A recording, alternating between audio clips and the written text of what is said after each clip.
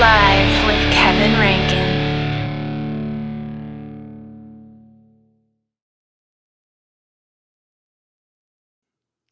What's happening, everybody? Thank you for being here at All Access Live with Kevin Rankin.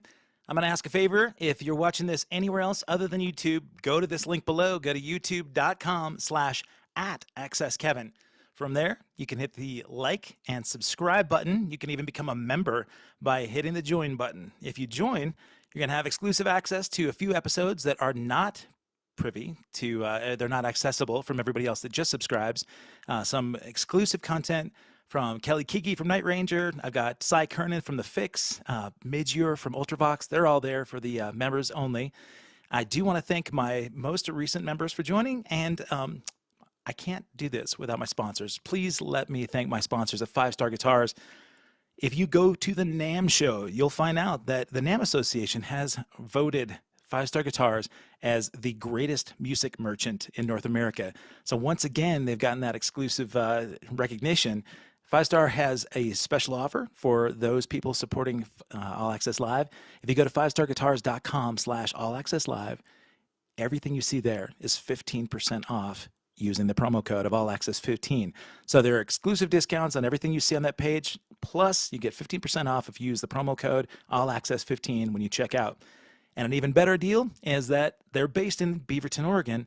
So they have no sales tax. So if you're outside of Oregon and you want to play guitar, you want to get accessories, go to 5starguitars.com/allaccesslive, and you can save by not paying sales tax. So you get discounts, you get no sales tax, and then you can also get repairs, you can get lessons.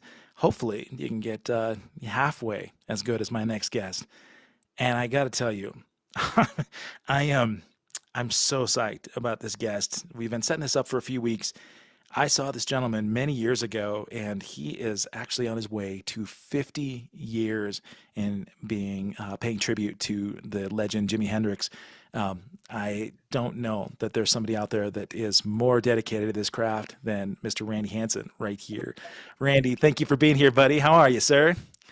Oh, he's hidden. I'm doing good. Nice. This could be anybody back behind the scarf, right? So, and he's being photo already. There's paparazzi for him right there. Look at this. You brought an entourage, Mr. Hansen. Yeah, I'm surrounded by fans. This is good. You've got scarves. I like that you have the guitars set up because you know I'm going to throw you under the bus and have you show me some riffage. But I love, man, that just before we went live, you launched into stories right off the bat, man. And so I'm going to tell you one really quick about the first time that I got to see you play.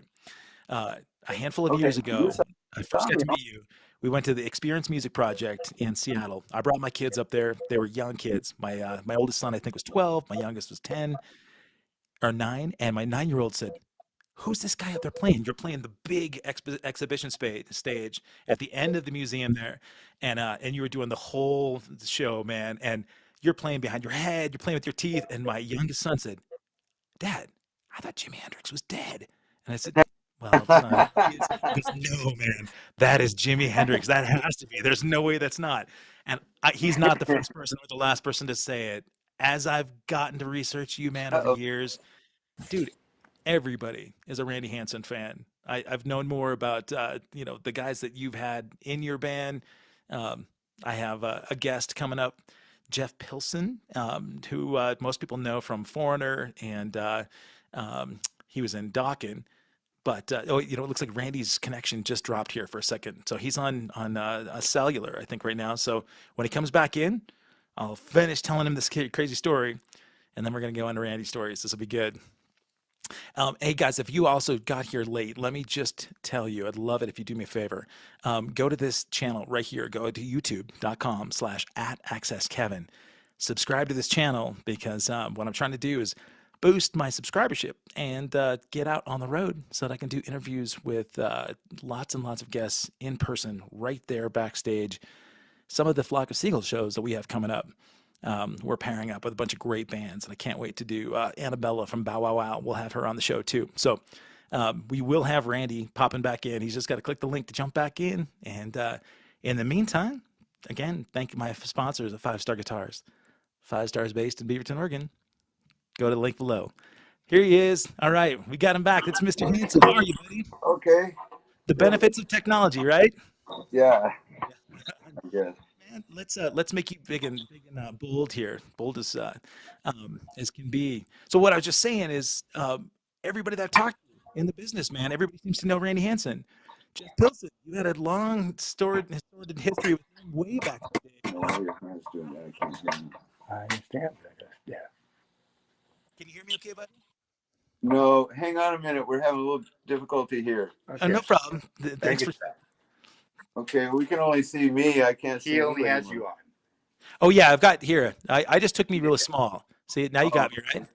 Oh, you did that on purpose. I did it. Yeah, because yeah, you're much more handsome than I Oh, am. you're ground control to Major Tom. That's right, buddy. Yeah, nobody wants to see my ugly mug, man. Well, I do. That's it. Oh, here. Well, okay. We'll get a little. We'll do this for go. now. All right. Now it feels like we're right backstage, and we're hanging on the couch. This way, I get to see. Hey, man. So I was just before you dropped, I was starting to talk about how so many people that I've talked to on the show have either experiences with you or memories with you. So I've got Jeff Pilson coming up in a week or so on the show. Wow, man. yeah, Jeff. Tell me about your history with Jeff Pilson. Well, I saw Jeff playing with another band. I was really impressed with him in every band that he's been in. He's like the stick out guy, Yeah. And then when I was looking for a new band for this Capitol record deal and everything that I had and everything, it was after the first record, and then we were going to put out another one. And so I was trying to put another band together. We ended up putting a pretty good band together with Jeff and a guy named Mark Nelson and a keyboard player, Mark Robertson, and he ended up playing with Tony McAlpine. But anyway, Jeff plays in Foreigner now, but he was like in Dokken, and he's had a lot of success. Yeah, he's done okay. He's done all right. Yeah. So well, that project that you were in, that was before he even went to Dokken, right? This is back early '80s. Yeah, it was. Yeah, we wrote quite a few songs together. Nothing really went anywhere. We even had something written by Narda Michael Walden. Wow, really? He wrote a ballad for us, and it was a beautiful ballad. We redid it with this new band, and hopefully it'll go. It was a beautiful song, and guy's written some really great songs. Yeah, he has. He wrote all that stuff for Jeff Beck, It's like, wow. Rest in peace, Mr. Beck, man. God, Yeah. Well, we can talk more Beck, but since you've got a photobomber right there, and you mentioned your new band, why don't you introduce Lori? Take her out of the shadows. Lori Lowenstein. She's the singer in our band. And so you just came up with a band name for that, right? Yeah, Stonehouse Wednesday. Stonehouse was my mother's maiden name. Really? She's Blackfoot Indian, and then every Wednesday was every Wednesday when we met to write together and everything. We were just going to record 2 songs that we'd written together a long time ago, and it ended up just going every Wednesday, and we just kept writing, and we realized that we had this ability to write every Wednesday, and we even tried it on a Thursday, and it didn't work. Oh, you're gonna have to. All your gigs are gonna have to be booked on Wednesdays too, right? Yeah, something like that, Well, so am I cutting into rehearsal time right now? Is that what's going on? We just finished rehearsing, actually. Right on. So, Lori, how long have you been playing with Randy? I've been writing originals with him. We started in the 90s. Oh, wow. Okay. And then we took a little break, and then I wanted to re-record the stuff that we did in the 90s and get it on CD. Okay. Yeah, so you did get some of that recorded. Yeah, and then we started doing this again because we just started writing again. We had a lot of fun. I love this. Look he's trying to give you the spotlight, so you just hide. I think that's humility. That's respect right there. I love that. But you know what? And that takes, man, obviously if you guys have written together since the 90s, then there must be a respectable relationship. Yeah, it's so we've tough. had nothing but fun doing this, actually. It's just like, now Wednesday is the bright part of of the week for me. Every Wednesday, I just look forward to it. I even make my bed. There's a lot of chemistry in our music writing. How stylistically, what would you kind of compare it to? We've hit a whole bunch of genres in it, like and some of it I would just call songwriting. You know, like you know what I'm trying to do on the guitar is influenced by a lot of different guitar players, and some of it is influenced by Jimmy, some of it's more influenced by Tony Iommi, some of it is just stuff that I've worked on myself. You know, we wanted to do some heavy music, we wanted to do some, you know, there's some even jazz, there's some really light jazz on some of it No in kidding. the Wow. 25 songs. Yeah, we got one song, you know, it's just, you know, Were it you, has that feel, that really old style feel, this nice with brushes, and you know, were with you a lot playing of drums on drumming. that? Huh? Yeah. Yeah, okay, I right. love So, playing drums. I like to play fake jazz because I'm not that good of a jazz yeah, drummer. that makes two of us, bro. Honestly, man. But you know, if because I've heard that you pretty much play everything, right? So there's not an instrument really that if you had to put together a band and somebody wasn't able to make the gig, you could probably pull it off, huh? Yeah, yeah. Yeah. Especially with Hendrix, you know, because Jimmy's guitar playing is so interesting anyway, and his voice is so cool, and the lyrics are so cool that it, it I can it makes it easy. I've done a few gigs where I just went out and played guitar and sang, and it went over. I couldn't believe how well it went over, you know. But I myself missed the band, you know, and Yeah, there's of stuff that course. you know, I even played solos, you know, by myself for them, you know, and it was like, you know, this is really unusual, and they took it hook, line, and sinker. It was really Of, nice. well, you sell it convincingly. You know, if yeah, I mean, let's talk about But the he was elephant. a genius, you know. He was a genius. I'm just a mockingbird, you know. Well, okay, so let's that's the elephant in the room, man. Doc Hendrix. That's I have heard this in the past. Some people that are watching this might not know. 75 was when you started doing this thing, right? You want to talk about how you ended up actually getting into the idea of paying tribute to Hendrix? Well, yeah, you know, well, first, you know, I didn't know that much about Hendrix. I knew as much as everybody in '67 about him when he emerged, and heard all this stuff about him, and I was really intrigued about that, about his stage show mostly, and everything. And then when I heard the first album, I blew away just like everybody else, you know. Yeah. And but it didn't dawn on me that I might try to learn all of it, right? I just became a fan. But when he died, Mhm. then I was already playing the guitar, you know, before I ever heard of Jimmy. That's what drew me to him, is that he's this fabulous guitar player. When he died, I severely panicked, that thinking that there now, I didn't think about there might be a limit to this, all this songwriting. You know, it's like the Beatles. You think they're going to go on forever. Right. You know, and when he died, I just really panicked. Oh, no more music. Oh my God, this is unacceptable. Right. You know, and I thought, I went into like a salvage mode, and I thought somebody's got to try to salvage this style, is what I Really? was thinking.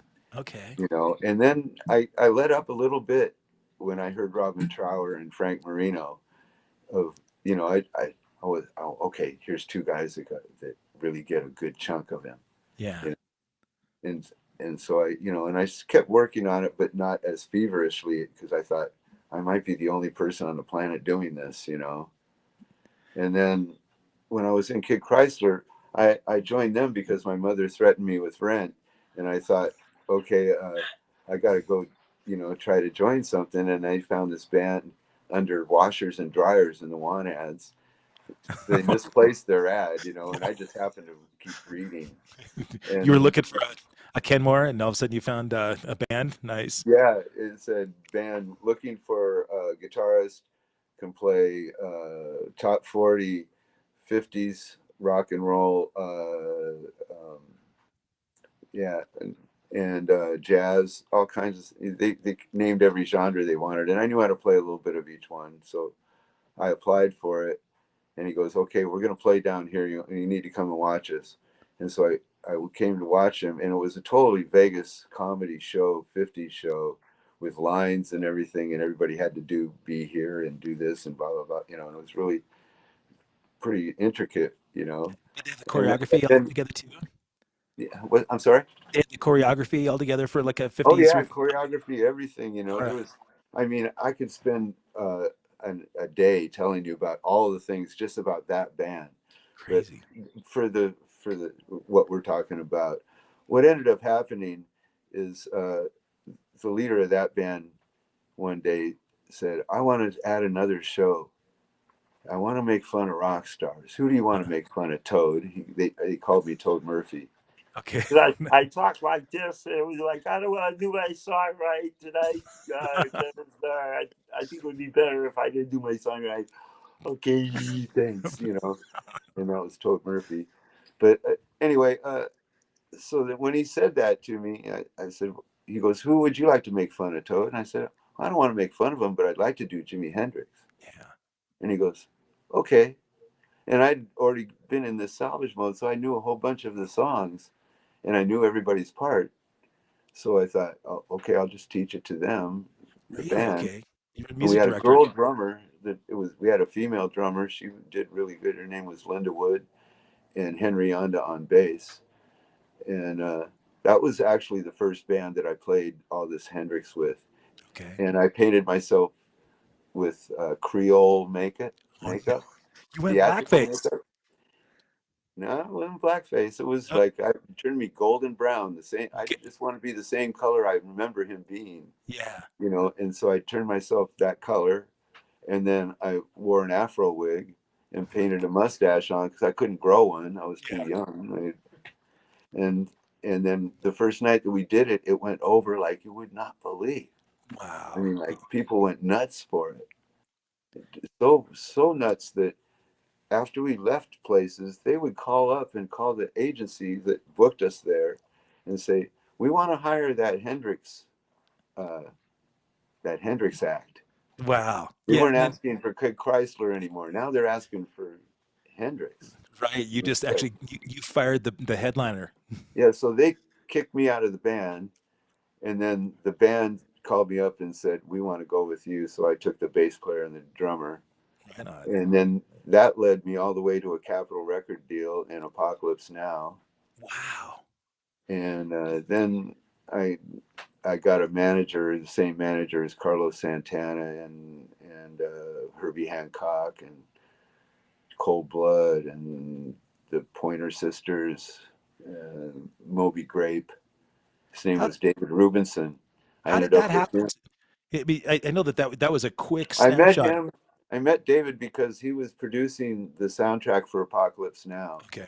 and so he was working with me in the studio for my contribution.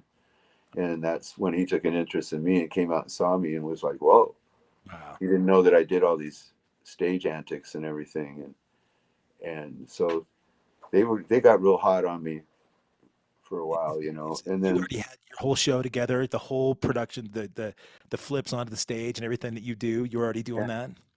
yeah, yeah, he saw the show where I came out of the fog in the beginning and everything.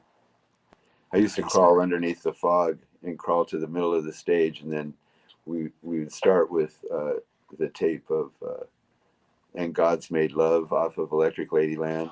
That Nice.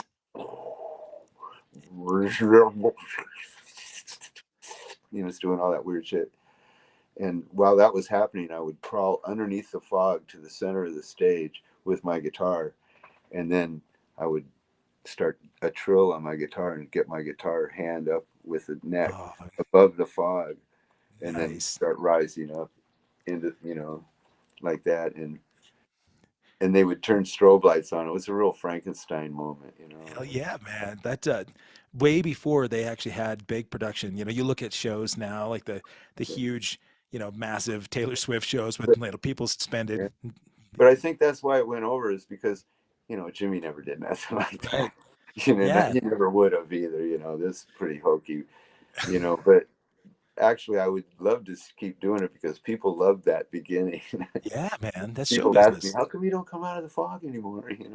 Yeah, Well, it's hard to find dry ice fog machines anymore at the that's side of true. the stage. You just get hazers now. But Uh, so with it's not the David, same.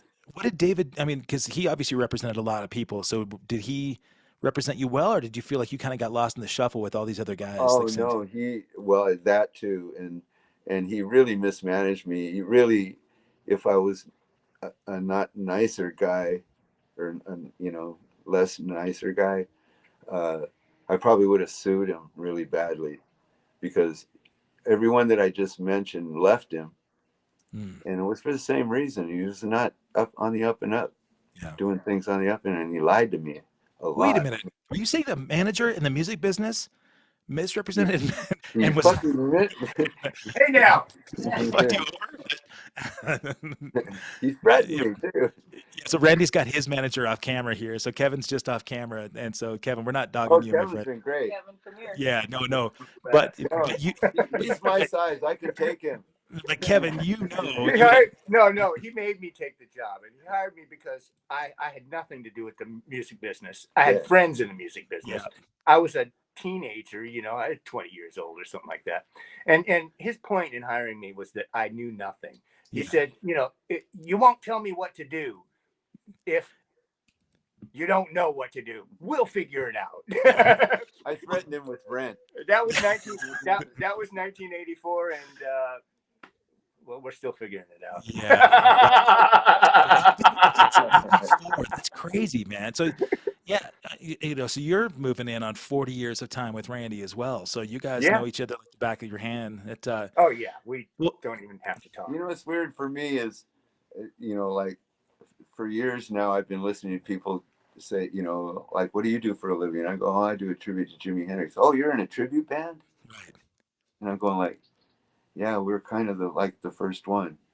Ever. Right. Yeah. Right. Well, so here's the So thing. it's kind of weird when you're the first to do anything, and then you see a whole bunch of people line up and do the same thing.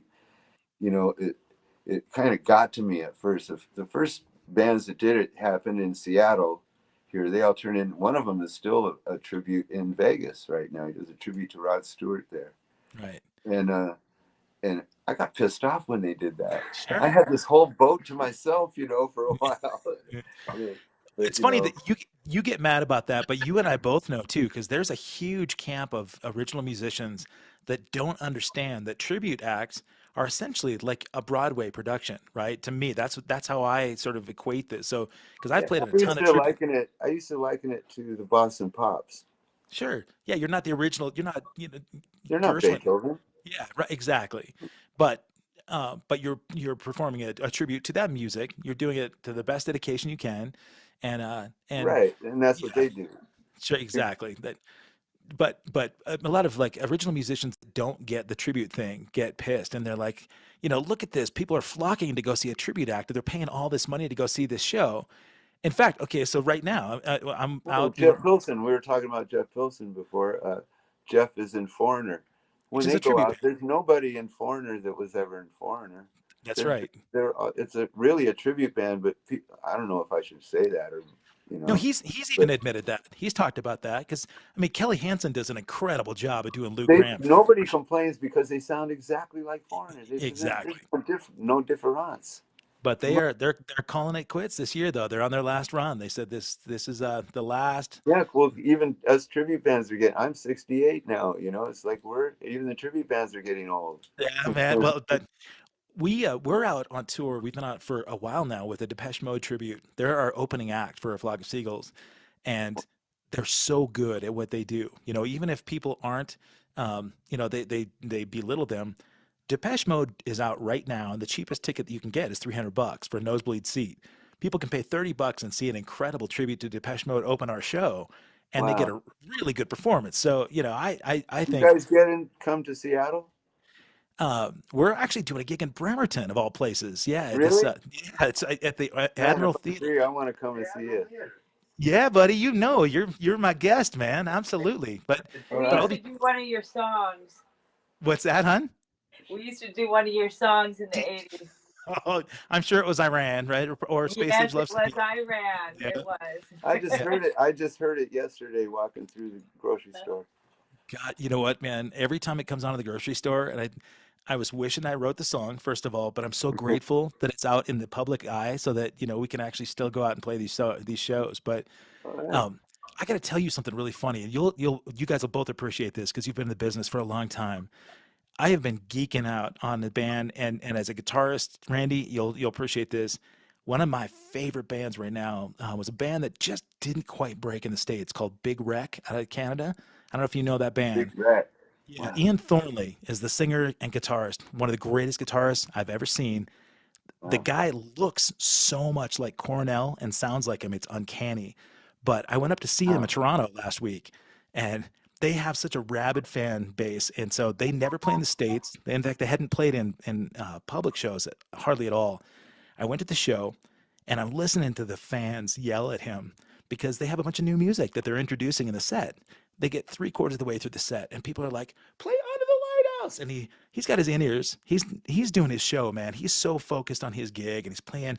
And this woman who's next to me, she said, "For God's sake, Ian, play Under the Lighthouse." And he stops the song, pulls his ear out, and he goes, "We worked really hard to put together a set that you can appreciate tonight. Now, you can drive home and listen to Under the Lighthouse after the show, but we want you to have a good time and enjoy the songs we prepared." Puts his ear back in, and then he pulls it out. "I'm not trying to be a dick." And I loved it so much, man. That's the only thing he said to the crowd the whole night. It was so That's good. good. But you can't win, right? I mean, you can't please people. But anyway, enough about Well, it my shows stuff. that he cares about him. You know, he cares enough. You know. Yeah, well, like when there's that dedication, from fans out there, Yeah. I kind of feel like the people that I've talked to about you feel the same way. Now you got this Well, identity. Jimmy used to say, "Hey, I got the whole set right on the back of my hand, right here." Yeah. You know. You have been the guy that sort of carries this torch, right? I mean, really, I saw an interview where you actually went to his grave. You and Kevin both did an interview there in front of his grave. Um, so there's beyond just like sort of paying tribute and having it be sort of a financial thing for you.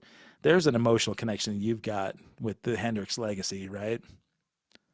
Well, yeah. You know, it was the first concert I saw when I was a kid. It Oh, was singing really? for me. Yeah. I saw Cactus the same day, Oh my and God. and when I saw Cactus, I thought, how do you effing follow that? You Right. know. And then Jimmy came on and just really blew everyone away, and he wasn't even like probably what he thought of as being on that day. He was pissed off, not in a good mood, Really? but he was still. He plays great when he's mad, Yeah. you Do know. you? Huh? Do you? I play good drums when I'm angry. Yeah. Yeah. But When was that show in Seattle that you saw? yeah, it was at Six Stadium in Seattle. Okay. No longer there, but yeah, he was. They threw a big fluorescent pink pillow and a Sharpie up for him to sign it, and he walked over to it and he booted it off the stage. This is on YouTube.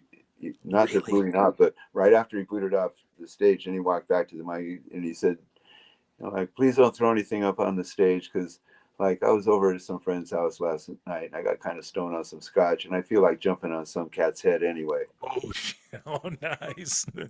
Wow. Oh my Yeah, God. Yeah. and that's what was our first clue that Jimmy's not a happy camper Wow. today, you know. Yeah. But he was Personality. great. He was great. I stood directly underneath him. His toes were over the edge of the stage. Uh, it was raining out and the water was dripping off the toes of his boots onto my forehead. Wow. And so it was like I felt like I'd been baptized in his spirit that day, you know. That is I ended awesome. I ended up very sick after the show. I ended up getting mononucleosis and being in bed for a month. Wow. And probably you got a lot of time to process the baptism, right, in your head, just thinking about what Oh happened. yeah, all the way home, me and my brother were like, Yeah. So, is your brother play as well? yeah, he does. He plays Okay. guitar and drums. He's just like me. He plays keyboards, guitar, bass, drums, and stuff. It's super But he musical lives in family. Tri-Cities. He's too far away. Yeah. You know, otherwise, I kept telling him, man, you know, if you lived here, I'd want you to be my bass player, because he's a fabulous bass player. He's really good. You know, the history of brothers playing in bands together is not a very solid one, right? That doesn't last very long. So if you Yeah, want they usually end up fighting like brothers. to, right? Well, you know what, man? Just before we went live, it's funny because you were talking about altercations and you were telling me these great stories about Blackmore and Bonham. You want to tell that story again? Oh yeah, sure. It was about Richie, and they used to get drunk together, and I guess they started kind of flipping each other a bad time. Uh, and it started with Bonham saying, you know, you must get really tired of playing Smoke on the Water. It's so easy, you know. And he said, well, how about you? You know, you guys stole a whole lot of love. He goes, what do you mean? You know, from Hey Joe.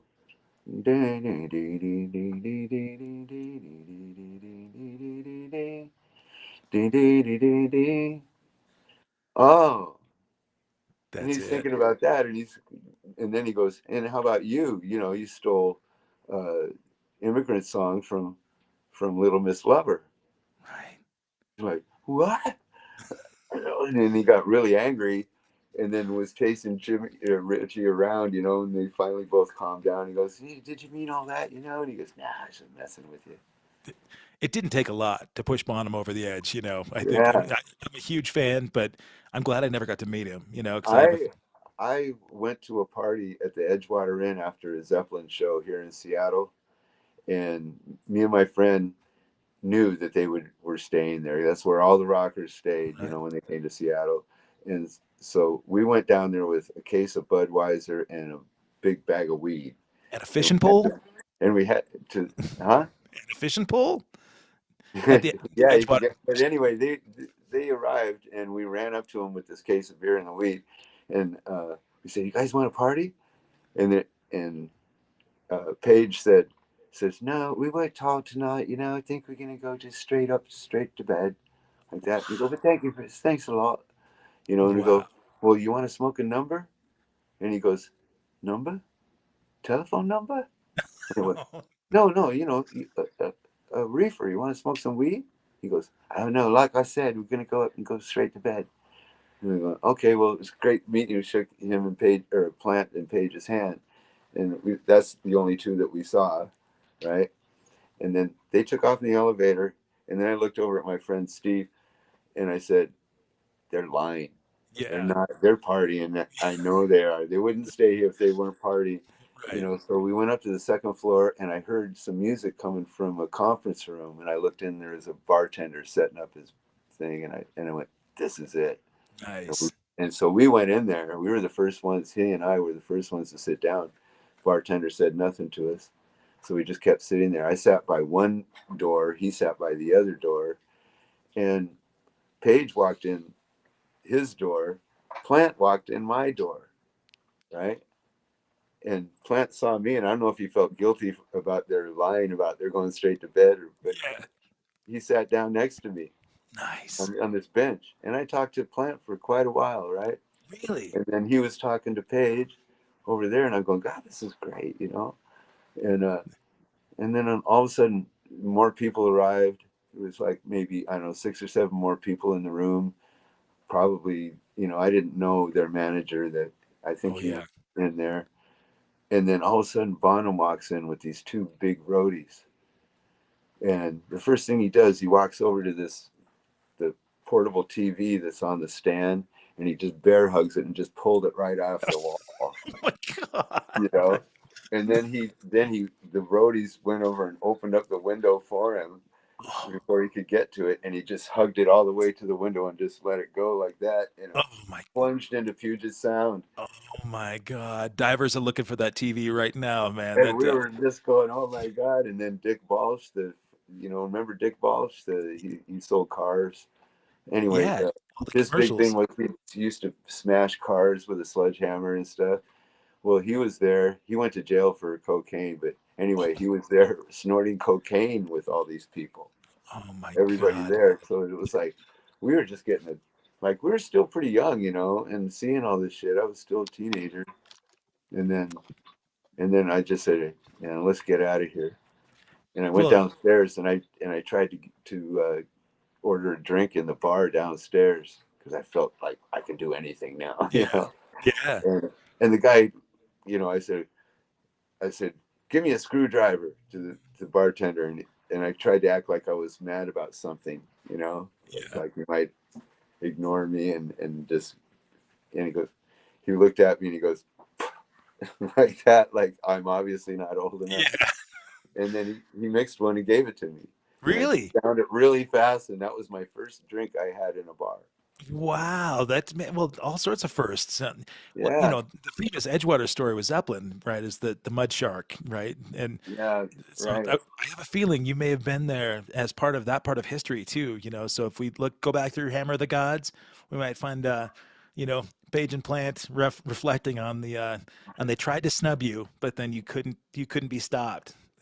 Well, you know what? I mean, those kind of legendary stories, dude. I keep finding I all remember these. Plant was apologizing for his voice cracking all night. He said, "I got a touch of the flu, it didn't feel right." And I was lying back to him, I said, "Oh man, nobody even noticed." Yeah, But everybody noticed. really. Everyone noticed. Oh, Really. wow. That even then, Yeah. that's a drag, isn't it, man? Because I mean, in those Yeah. days, YouTube wasn't around, so only Right. people's memory is what keeps the thought of like the voice. Because if you're like me, if you go see a show and the show is so impactful, you kind of overlook if somebody's voice is not quite there, and then you forget about it, right? You Yeah. go home and you think, oh, But we did. It was still a great yeah, of show. course. That was the thing, And there was, because his voice is cracking on what was the movie, that they yeah, did the the song live remains the movie. same. Yeah, Song remains the yeah. same. Yeah, his voice is cracking all over that movie. Yeah, I mean, it kind of did But you kind of get used to it doing that. that, but Because he doesn't in the beginning. I mean, when you saw him, he sounded exactly like the first album. right. And the second album, you could get those sounds. But after you take a band out on the road Oh, for that, this is true. Whoever's singing is going to have some. Once his voice starts going, yeah. it takes a while to get it back. And yeah, but you're never getting good rest. You're staying, even if you have decent hotels, man, just, your sleep is disrupted. Food's not great on the road. Uh, So you got shows coming up starting next month. You're going back over to Europe, right? yeah, Yeah. It's a yeah, and it's like that. We travel in a like a what do they call those vans? Sprinter. Mercedes Benz. Yeah, Yeah. Sprinter. Yeah. With this minimal equipment, except for the drummer who takes a gigantic drum Oh, kit. really? See, here's the thing about those UK gigs, right? Because we're going back over too. We got a Sprinter. See, man, none of those places have elevators, and it's always like the third floor. So you're having to haul all that gear up those stairs. So my kit gets smaller and smaller every time, man. Because if I don't have a crew guy and I'm moving my gear, there's no way I'm hauling all that hardware 3 flights of stairs. So Oh yeah, that sucks, man. and then Marshall cabinets, and oh my god. But I was really excited to see these shows because if you go back through, people go back through and look at your history and they look at YouTube videos from decades, man. And some of the things that people ask you about, like Europe, you're huge in Europe, dude. You've got these venues that people, you may as well be. Well, I always feel like it's not me that's huge in Europe. It was Jimmy that Yeah, was huge in Europe, and sometimes his old girlfriends show up and stuff, and they look at me. I say, "Are you in there, Jimmy?" yeah, Like they really are checking out. Like yeah. they think people ask me all the time if I feel like his spirit is inside of me. I go, no, I don't. I don't think that. I think they're just. I mean, we might be a lot alike, maybe. I don't know. I never met the man really, and I've only seen Yeah. movies of him and stuff. So, uh, my father died when I was 10, and I'd have to say that Jimmy became like a surrogate father to me after that happened because I listened to his lyrics and I thought, man, this guy is so young and so wise. Right. He's going to be my guy. I'm going to learn from this guy. Very cool. I want to learn his point of view, his morality, what he's saying in the songs. I want to really take it to heart, Man, you know. when people say, that you must have his spirit in you, they say that because they've seen your performance. When you do the show, you're channeling something, man. I mean, this is not like you just rehearsing in front of a mirror. People can watch, they can close their eyes and they can hear him and you're playing and they can watch you and they can see the movements. And so, part of that is, When I was in Kid Chrysler, we actually had a producer come by and he told us what was wrong with our show. and he told us how to fix it, and then he'd suggest other things that we would do, how to approach it, and everything. And I learned a lot from that guy. His name was John McKinney. And that was back in the mid '70s, man. You've got a good memory, brother. That you can still. Yeah, and he taught us so much about that kind of stuff that when I put the show together, that's why we did the fog and everything. Is I thought, okay, this needs to have a show quality to it, not just walk on stage and play like Jimmy did. If we did it like Jimmy, what we would do is walk on stage and start tuning with each other. You know, sorry, just a few minutes here. We're just gonna get in tune and everything. I hope you don't mind. Man, to hear the tonality in your voice, that's crazy. How much, even just the way you mimic him. I still, you know what, man, you were talking about, the banter back and forth between Blackmore and Bonham. I can't get "Hey Joe" out of my head now. It's stuck. It was the first Hendrix tune I. He told me I won't go on stage unless I hear either "Hey Joe" or "The Wind Cries Mary." Yeah. Richie said that Really? they have to play that over the PA system, or I'm not coming out. That's his inspiration music, huh? Yeah, Jimmy was the guy that made him want to do Deep Purple. Wow, really? That's cool. Yeah. I didn't know that, man. He said this is the direction I want to go.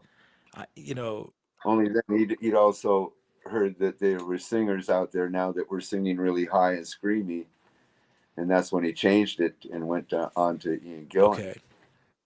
But the first guy was singing, he was singing like, yeah, he was singing more cabaret. Yeah. And Jimmy's really more of a cabaret type singer. Sometimes he does, he rock and roll, and he growls and screams and every once in a while. But for the most part, he's singing pretty low. Yeah. And his voice, to me, the way they mixed it, it sounded like God was talking to you. That's what I thought it sounded like. Man, he sounded like God to me. "Hey Joe" was the first tune I ever learned playing drums, playing in a band in Montana. It's got this swagger to it. It's crazy, man, how fluid that song is. Drums and bass and guitar. I mean, that song has a weird lilt to it. He's going to do that.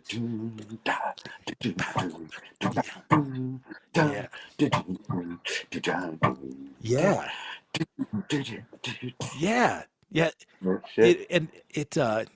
But it's weird because there's a lilt to the guitar playing, but it's very deliberate. There's nothing that's sort of, he doesn't, he's not kind of half-assing it at all. Everything he's playing is very deliberate. I hate to even put you on the spot, man. You got guitars back there. Any chance you'd be willing to? You want me to plug one in? Yeah, man. I'd love to hear a little. Plug your guitar in for a second. Give me some "Hey Joe." Sure. Yeah, and while you're doing that, I see in the chat, Donata out there says, much. I'll plug in the guitar that nobody's seen before. Really? Yeah. Okay. There's a friend of yours, Donata, or somebody that's seen you here, that says that you're much more than a tribute band. Your spirit is there. Alan says, when coming east, maybe Nashville, Tennessee. Have you guys played Nashville? Yeah, I played there years ago. Yeah. I think I played there with Paul Rodgers when I was in his band. Oh, hold on a second. Okay. Hold that thought, then. We're going to talk Paul Rodgers in a second, man. Well, tell me about this guitar really quick. This is sweet, man. Look at that guy. I made you bigger. Oh, look at that. It's a lefty telly that I turned over and played it right hand. No.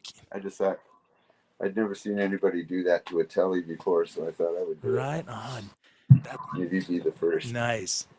I made you big and me small, so we get to see the magic here. And you got a good collection of guitars back there, man. Do you bring all those on the road with you? Yeah. Wow. Yeah, I do. And so, hang on. I see what's wrong.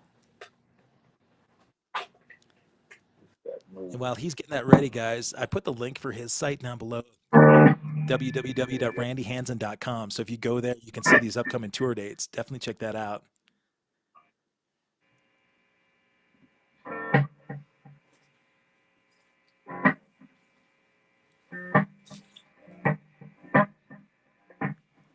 This is awesome.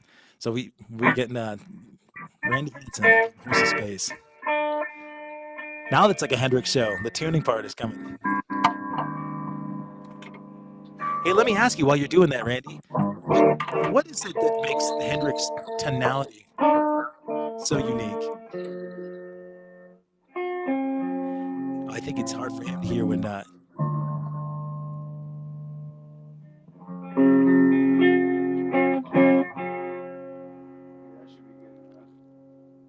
Hey, Randy, let me ask you before you play. What is it? What is it that's so unique? I mean, like Hendrix's tone was so unique, man. Is that a combination of like his Strat, and from talking to a drummer here? So, what really makes the most besides his the actual way that he plays? I think it's like he knows. Well, I tried to tell someone this the other day. He does this thing. Do you know who Floyd Kramer is? Yeah, of course. The pianist. Yeah. He does a lot of type stuff. Yeah. That's what Floyd Kramer does, and I hear it all through Jimmy's. Like I hear that sounds like Floyd Kramer to me. Okay. And I noticed that he grabbed a little bit of, he takes other instruments and then adapts what they're doing to the guitar. Really? And that's what he did with saxophones and pianos and horns and all kinds of stuff. He listened to what they're doing, and then he learned how to do that and try to get the same tone going or tricks. Wow, really? Okay. Like Kramer's tricks.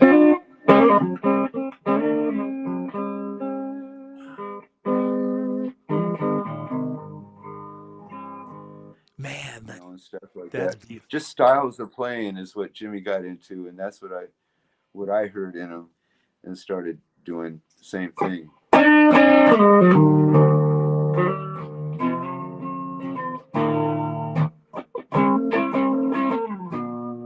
Hey Joe, where you going with that gun in your hand?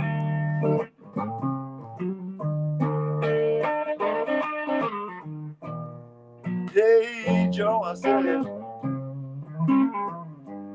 where you going with that gun in your hand?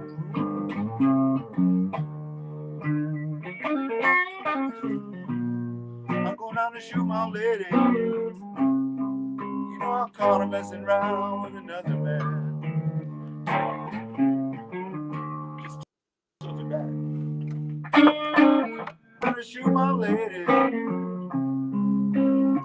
her messing around with another man.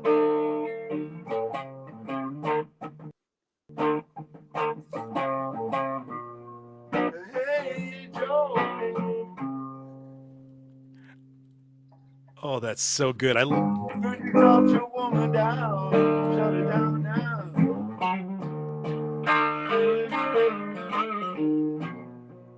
Hey Joe, shut your woman down. Shut her down on the ground. Yes, I did a shot her. Got her messing around town.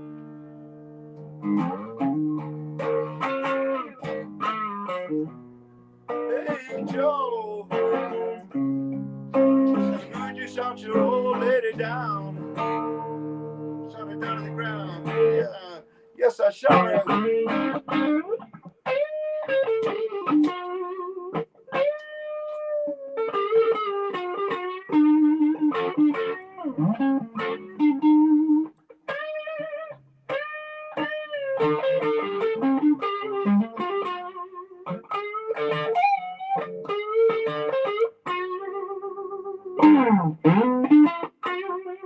Yeah, shut her.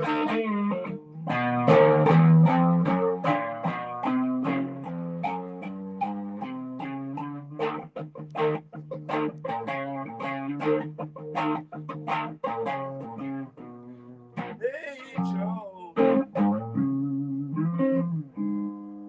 where you gonna run to now? We gonna run to.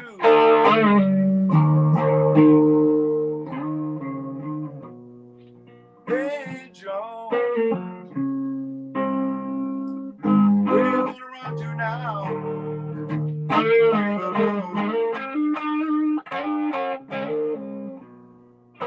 Way down south. So out of tune. Ain't no gonna find me. Way down south. Where I can really breathe.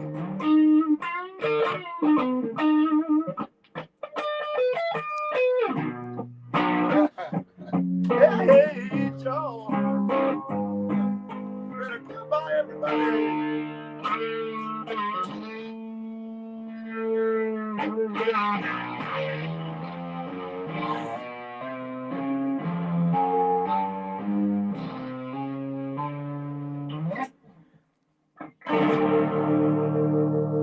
Yes, baby. Oh, that is that is so yummy, man. Oh my God, that's fun. Thank you so much for that, dude. I didn't have time to tune it. Hey, But tuning's Jimi overrated, Hendrix- man. I'm telling you. Yeah, Cowboys are the only ones that stay in tune anyway. That's right. Man, you know what's interesting? I noticed like you can tell as you're playing even those chords, you can hear exactly what string is maybe out of tune a little bit, and you're adjusting on the fly. You ever had one of those moments, Right. man, where your guitar just won't stay in tune live and it just drives you crazy? Oh, yeah, it's happened before. But I have a way with my Strats that I mean I just put that guitar together and I didn't have time to really set it up yet It sounded and great, bro. everything. It sounded great, man. That was so fun. That I just wanted to give it a chance on the stage for a second. yeah, oh man, you know, you I feel like these are my kids, you know. I got a couple of tellies. I like tellies uh, also. You know. yeah, man. That like the oh, this is great. Oh, wow. Little, thank you so much for being a supporter here, man. Randy, I've never heard anyone play Jimmy's music like you do. Thank you so much for keeping Jimmy's spirit alive. Thank you, man. Little, thank you for your support. Dude, you've got so many fans. Thank you for appreciating what I do. I really, you know, it's the reason I do it, you know, to keep, because that message Jimmy had was a good message and it's good for the world. We need that, You right? know, songs like what the world needs now is love, sweet Yeah, love, baby. baby. Yeah, man. You know, when I watched you play, I got goosebumps, man. I was thinking how much I would give to jam with you right now. I wish so badly I was in that room, you know, because you just you do embody that vibe. Oh, we would have, if you're ever anywhere near me and we're both playing or something, there's some kid right there. Oh, there's the kid. Oh, yes, man. Well, let Randy, let me ask you something, dude. You've had there was a really cool video that I found of Steve Vai. Somebody had gotten a cameo. Can you hear me okay, buddy? Oh, Hey, yeah, I lost you for a quick second. I think it dropped your internet signal for just a sec. Can you hear me okay? yeah. Awesome. Hey, so I Uh, saw this oh, cameo okay. video. Yeah. Yeah, so Yeah, I Steve heard you Vai fine. was giving you a shout out. Somebody had got you a cameo video, and then I just saw a clip where you guys actually got on stage and jammed together recently, right? Yeah. Yeah. That That, and, that and was he's really fun. He wanted to do the song Midnight. oh He said, he said, I did a song in my set and it was Jimmy's birthday. So I thought, well, cool. Let's do it. oh I would love to he do. You played know, I've there on always, Jimmy's birthday. he's actually, it was funny is Steve Vai is the only musician I ever had a dream about in my whole Oh, life. really? I've Can never we hear dreamt this on the about any show? other musicians or talking to them, but Steve Vai, I had a dream about talking to him. And in my dream, I was completely intimidated by him Really? because I had Okay. seen him. I think the reason I saw him is because his stage show when he was with David Lee Roth was Yeah. off the fucking chart. Crazy, I've dude. never seen nobody do the shit that he did Right. that night, and it was like whoa. And then what he did with who's the bass player? Billy Can't think of Sheehan. his name. Billy Sheehan. Billy Sheehan. Yeah. Yeah. What they did together, and then just how tight that band was. Oh my Yeah. God. Yeah, It crazy. was like scary, and I, it really impressed he me. had So that. I had a dream about him where I was like, "Oh, Mr. Vai, nice to meet you." You know, only to find But out I'm like 8 years older than him or something. oh, he'd been Or looking up to something. you He's forever. He said probably younger. he saw you he saw you play in Long Island. I saw in that video. He was a fan of yours, man. He saw me fall off the stage. That's I right. fell off the stage at me. I thought the stage was longer than it was, and I was busy waving to everybody as I came on or something, and I went right off the edge. That And I had to come back on. that just shows how dedicated you are to your fans, man. That's all. Hey, let me ask you, man. Besides the Vi thing, tell me some stories about jam experiences that you had, and then I want to know about Paul Rodgers. Oh, well, I got to jam with quite a few different people. Me and Stevie Ray used to jam a lot. Really? He used to open the show for me. Oh my God. Whenever we went to Austin, Texas, his band would open for us. Oh shit. And everything. And we did probably 3 or 4 shows together. And then you jammed And with then him. after the first show, we became friends right away because he was such a Hendrix fan, and so he invited me to go downtown, and we got kind of drunk together, and he introduced me to his brother who was playing down the street, and he had my wig on his head cocked half off, it was literally weird looking. We're walking around drunk on the street, and he's got this wig all on his head, and then he went up to his brother like that, he led me into this tavern where his brother was playing, and then tried to introduce me to him, while he was really messed up, and his brother was pissed off that he was in there drunk. And his brother was saying, like I told you never to come in here fucked up, man, Wow. that kind of thing. And then he's going, no, man, I'll introduce you to someone. And he's going like that, and I'm going like, this is really bad. Oh no. And so I met him. I shook his hand, yeah, nice to meet you. And then he went back to, berating him. And then we left and went back to his house, and we jammed like until daybreak. Wow. Till the sun came. No kidding. And another time, so that became our habit, after my show there, I always went to his house, and then I would leave by cab, and take me back to my hotel. Wow. And one time he said, you better go. We just got a tornado warning. And I go, wow, I never received a tornado warning before. So that was very strange. No kidding, man. Wow. It's crazy to me, man, how, guys like both Hendrix and Stevie Ray, just, you had mentioned that you felt like you wanted to carry this legacy of Jimmy's music because he died, way too young, right? So the Right. music was cut short. If those guys were still around, how do you think their music would have evolved? With the changing sort of styles, you think their stuff would have evolved much? Well, I know where Jimmy was going. He was going. He wanted to go. Well, that the whole "Cry of Love" album was planned, and it wasn't out. It didn't come out until after he died. It was posthumously. Yeah. And so that was the direction he wanted to go. And on that, he was intent on creating cartoon characters and stuff. Like Astro Man, Yeah. and Captain Coconut, and he had this idea, probably, who knows, LSD Right. inspired, who knows, but he was doing that, and writing songs around here I come to save the day, and they just, and so I think that was one thing that he always liked to approach things, I think, with a slight sense of humor. And I think he would have done the same with his music, and he would have gone a little bit more jazzy because he knows all these chords. His chord knowledge is off the chart. Yeah. I mean, and he knows chords that only he uses and stuff. And it comes from him hanging his thumb over the end of the guitar instead of forming a bar chord like this. Yeah. He'd form it like that. That's right. So he'd have his thumb on the low E. Yeah. And then, and sometimes he's moving it around. He's playing bass lines with it. Wow. No kidding. While he's playing chords and then playing other melodies with his pinky. Wow. And it's really, really something else to watch what he's doing and really decipher it. It took me a long time to figure out some of it, and some of it I'll never figure out. I just can't figure it out. It's too complex. Well, maybe you just need more LSD, right? So yeah, maybe a lot more. Man, it's crazy to me. I'm always blown away because I see new ways to play these chords now with YouTube. I think the evolution, certainly of drums, the evolution of chops has just gone through the roof, right? Because people can see stuff in Oh such yeah.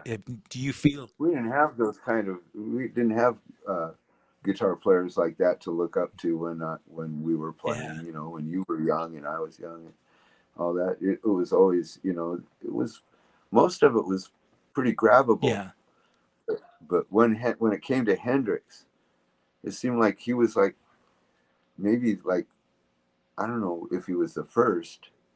There was other guitar players that were really pretty damn good. Jerry Miller in Moby yeah, Grape was fabulous. And there's some stuff in that whole '60s stuff that started coming out that influenced Jimmy to be what he ended up being. yeah.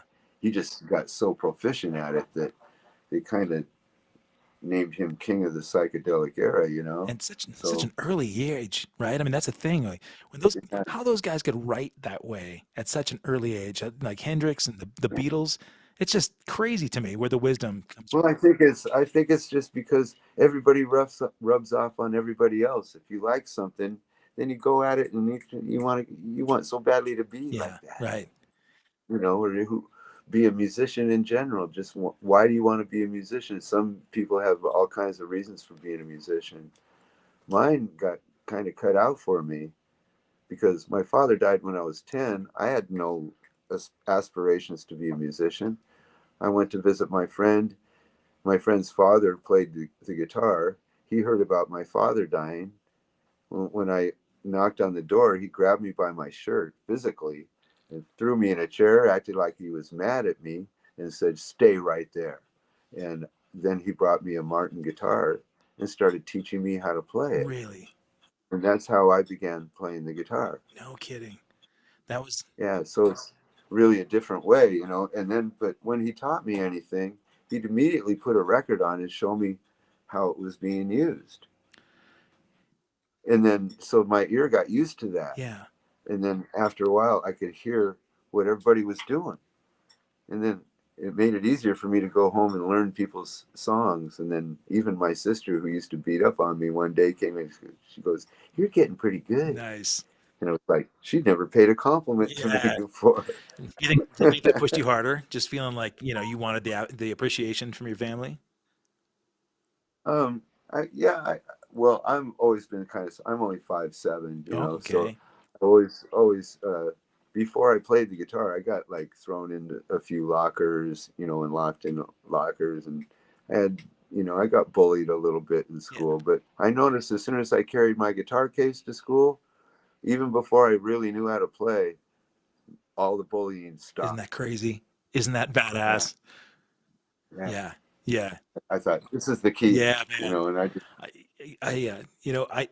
Um, you hit me with this thought. I mean, and I hope I'm not being insensitive about thinking about this, but losing your father at 10 at a time when, you're just learning how to become a man, right? I mean, that's right. You're just pre-pubescent, right. and had your father not passed away, it sounds to me like you may not have gone the same direction, right? This really Oh, I definitely wouldn't have gone the same direction because, for one, I don't think he would have stood for it. really. What did he want you to Yeah, be? well, I think he wanted me to be what I wanted to be, but he had taken me to Longacre's horse racing track a lot, and I thought, I'm small. I'll bet I could stay small like this. And I really wanted to be a horse jockey, Really? Okay. really badly. Yeah. That's all I dreamt about it and everything. I couldn't wait, to be old enough to go down there and try it Yeah. Did and everything. And I love horses. I'm a Sagittarius, so I'm half horse, half man nice. with a bone. Yeah, and actually the guitar is your bow, right? So it Yeah. do you have horses? No, No. I could never afford it. Yeah. I don't even have a dog. And you're I've never had a dog. Well, I don't, if you're by yourself, that you can't have an animal because you're on the road all the time. You can't take them and dude, it kills me. that kills me, honestly, because during the pandemic, when we were all sitting at home, you and I talked about this before we went live. I got so connected to my dog back home in Oregon that he and I've got every day. I had this bonding moment where he became my spirit animal, man. And he was kind of like Yeah, my savior. And yeah. then, now I'm gone. I moved to New Mexico about 6 months ago. And I'm gone on the road a lot. And I just look at these pictures of my dog and I'm missing it. But your connection with horses, did you kind of at least go ride and kind of carry Oh some of yeah, that passion? Yeah. I rode a whole bunch. I even had a horse try to kill me. Know, he didn't, and I just Yeah. jumped on bareback, and he took off with me, and I held onto his mane. He tried to hit like a low hanging branch, but it was a big thick branch. He was headed for the big thickest part he could find to try to Yeah. conk me on the head with it, and I just bent over sideways and held onto his mane. And then when I got to the other side, I yanked on that mane really hard. Like that pissed me off, and he bucked me off. And now, he could have stomped me to death right then, but he just looked at me and snorted and then ran back to the barn. Randy Hansen's Battle of Wills, man. I like that. I was like, damn. Well, at least he didn't kill me. That's true, man. Anymore. I mean, you said that your dad wouldn't have stood for it if you had people looking out for you at any age as a guitarist, man. The last thing you want to do is put yourself in a position too where you're going to mess up your hands. So One of so the stay last off the things my bareback. dad, one of the last things my dad did was take my sisters to go see the Beatles. But Oh my me God, and my brother didn't get to see him. It was really? when they played here in Seattle, and my sisters saw him. But they said they didn't hear him. They said they couldn't hear nothing but. Oh wow, yeah. Y- You know, I was talking to somebody about the Beatles early days. So I don't know if you know this. My band, obviously there's another band from Liverpool that is fairly recognizable. The Beatles made Liverpool; they put them on the map. But Yeah, a flock of seagulls came by, like 15 years later, and four guys from Liverpool. The wow. guys we've been doing these shows over there. We played the Cavern Club, right? And it was kind of a cool Right. tribute to the Beatles. But we've had all these gigs lately where the monitors are garbage, right? And so, but I started thinking, you know what? I've seen that video of the Beatles trying to play Shea Stadium. They had no monitors, dude. They had to go out there. Ringo's moving his kid around on stage in front of 70,000 people at Shea Stadium, and not one wedge monitor. So if they can do it, I can pull it off, right? I can do that. Yeah, But yeah. um, I okay, thought enough that of was my cool too. But and humble beginnings. yeah. Wow. So like, but let me these are not about my stories, man. I wanted to know about the Paul Rodgers thing, dude. Were you in that band with Oh, that was Todd Jensen? no. Todd, huh? I do. Well, yeah. He sued Paul. I did not know that. I guess I don't know him that well. Okay. Yeah, Paul punched him. Oh, jeez. All right. Let's go to the beginning of the Paul Rodgers Randy Hansen connection. Where did that gig start? Well, the way that started, I was over visiting Howard Leese Okay.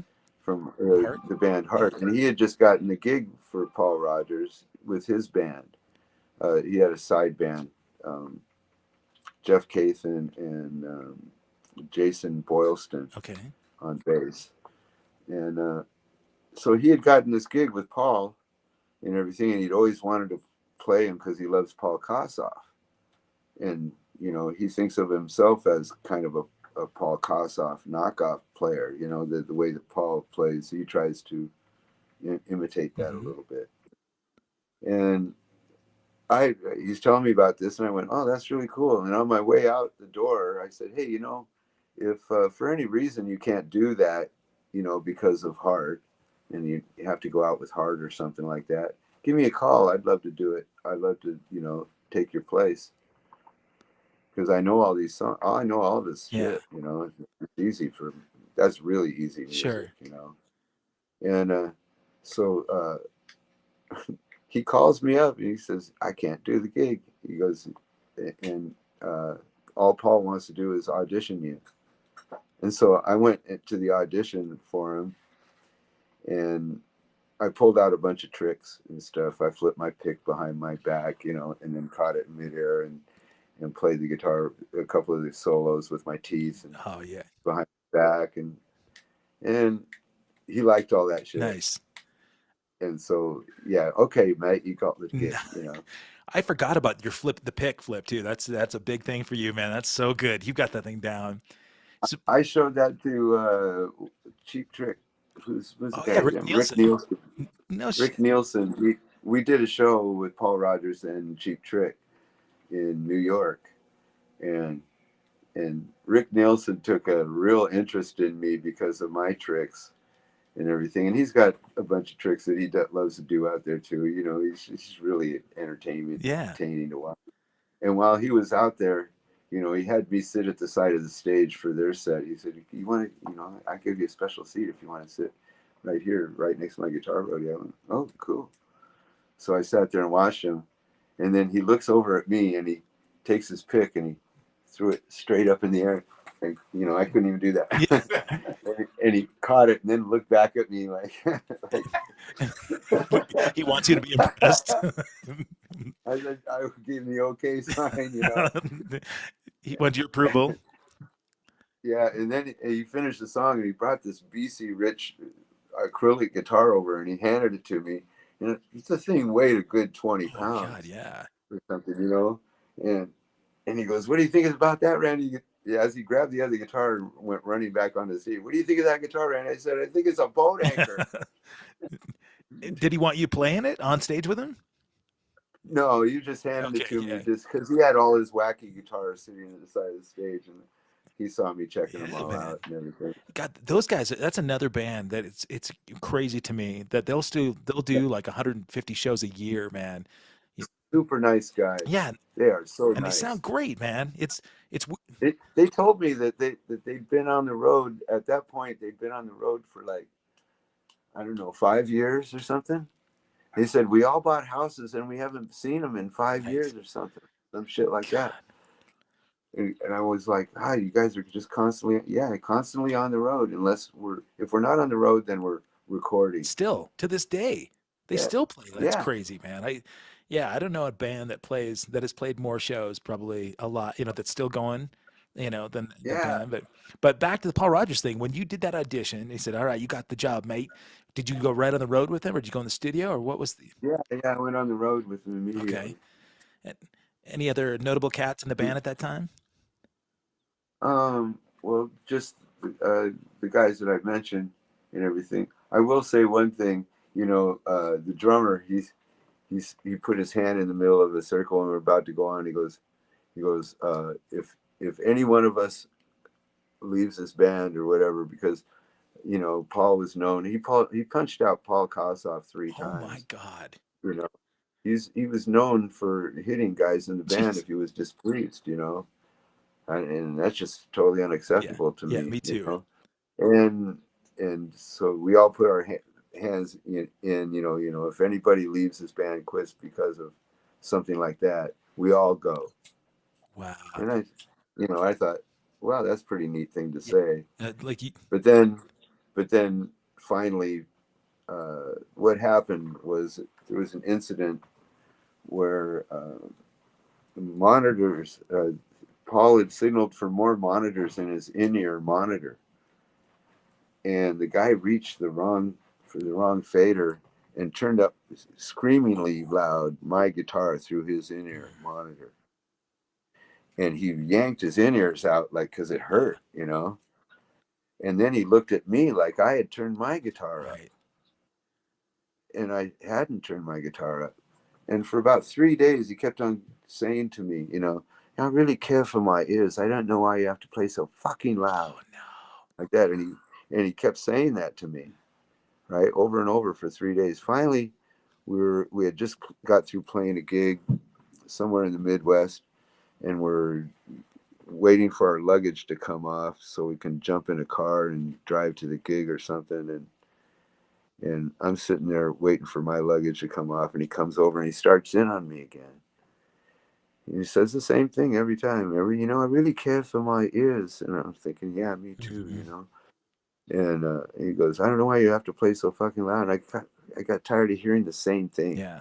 And all I said was, look, man, I didn't do anything on purpose, you know, and I didn't want to throw anyone else under the bus, but I was trying to start a conversation with him about Yeah. it. And this is what he did when I said that. He goes, "Is that what you think I'm saying? No, he raised a fist. Is that what you fucking think I'm saying?" He kept saying that now. And I just buried my head like this. And I wrestled in school. Yeah. I wrestled people 2 weight classes above me and beat every one of them. All right, in the first round. Yeah.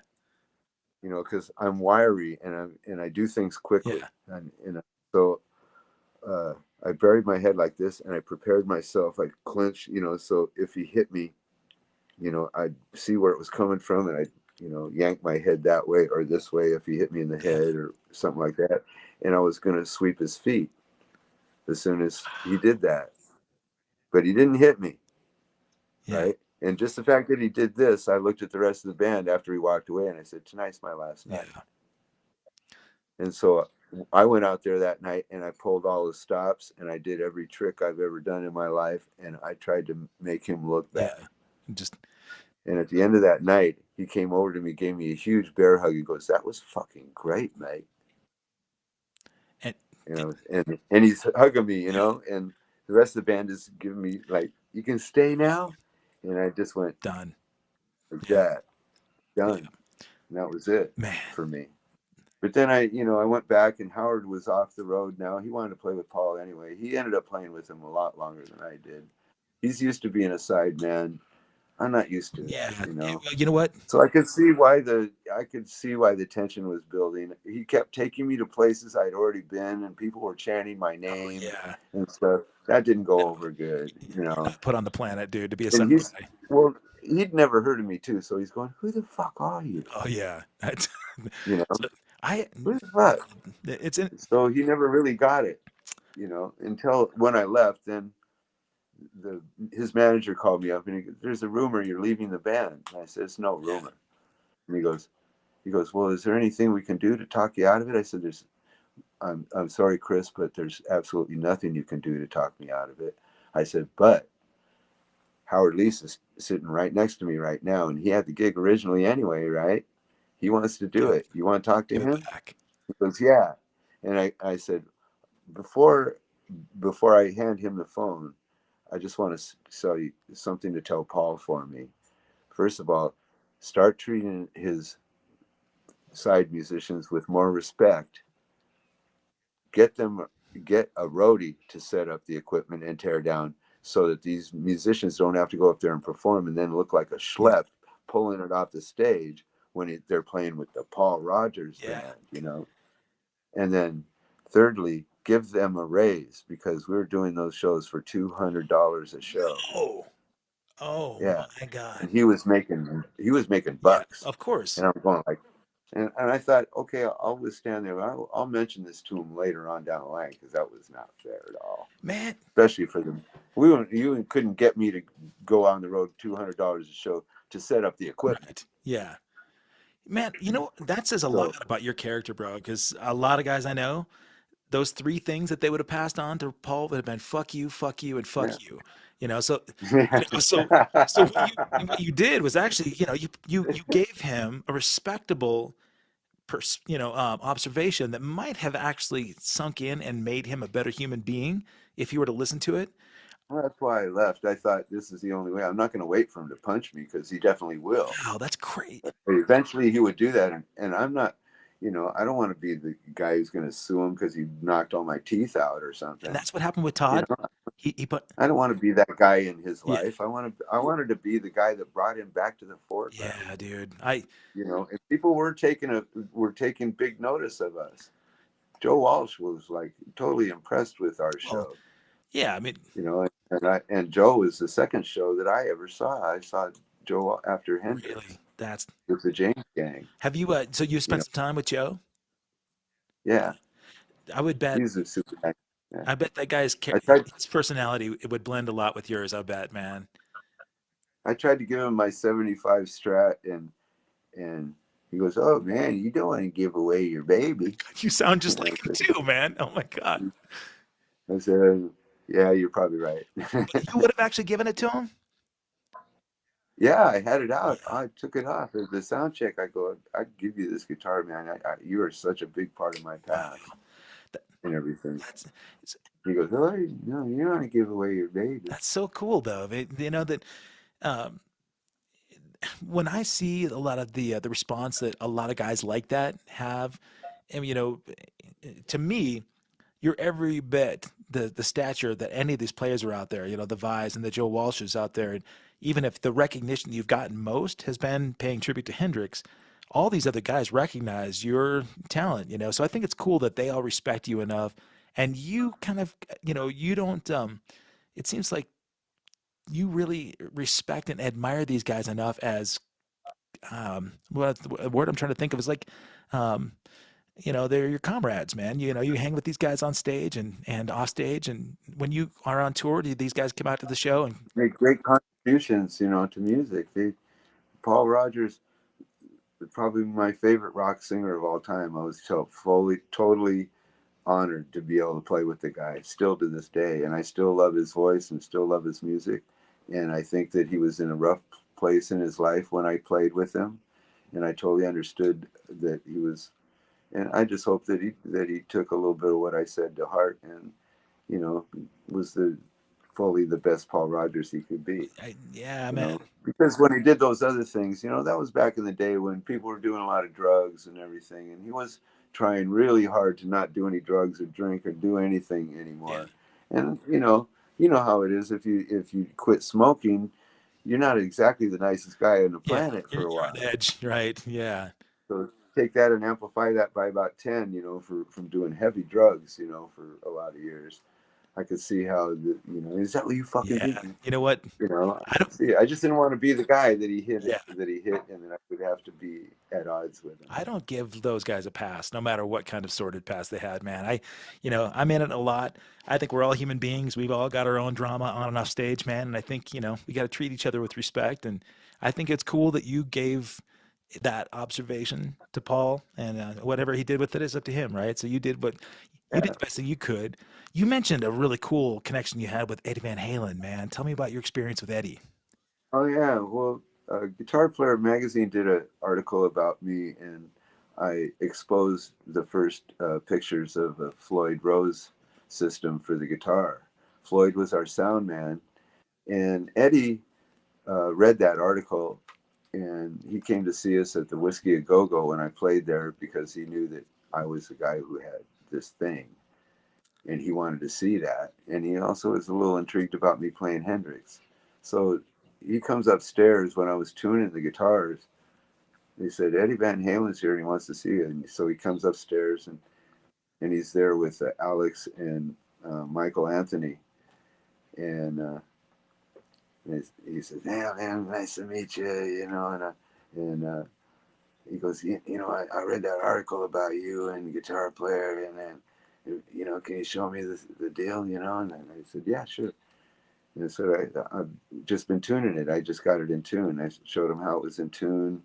I showed him how it clamped the strings down at the bridge and how it clamps up here and everything. And I showed him how it was in tune on the strobe tuner, completely in tune. Yeah. Right. And then I took it and I did some bends on it and played some bends and a couple riffs and stuff. Played the bar up, did some things, wanged it like that. Then I took the guitar and I put it on the ground and I stepped on the bar, Oh my God. like you would step on a bass drum, and just kept burying it to the thing. And he's seeing the strings go slack, and slack, back and forth like that. And then I picked it up and I hung it upside down and I buried the bar to the body, and the strings now were hanging off of the neck. And then I brought it back like this, and then I showed him on the strobe tuner. Look, it's still in tune. Unbelievable, man. And he jaw dropped. And he went, "I gotta have one of these." Yeah. Right? Yeah. And I said, "You want one of those?" And he goes, "Yeah." And I said, "That's Floyd Rose right there. He's our sound man."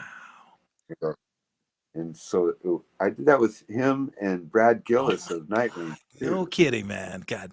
Yeah, and then the other guy, I can't remember his name, but everybody that I came in contact with back then ended up wanting to get these things. And that's totally Brad's thing too, man. Yeah, he's got the. And then what's really cool, Floyd did something really smart. He patented it, right? And he had the patent. He waited for all the guitar companies to copy it and then sell mass product. And then he went to the NAMM show and served every one of them. Oh, wow. So he collected big time lawsuits right off the bat. They all settled out of court Good man. for a lot of cash. Wow. And then he made a deal with each one of them to license it for this amount of money.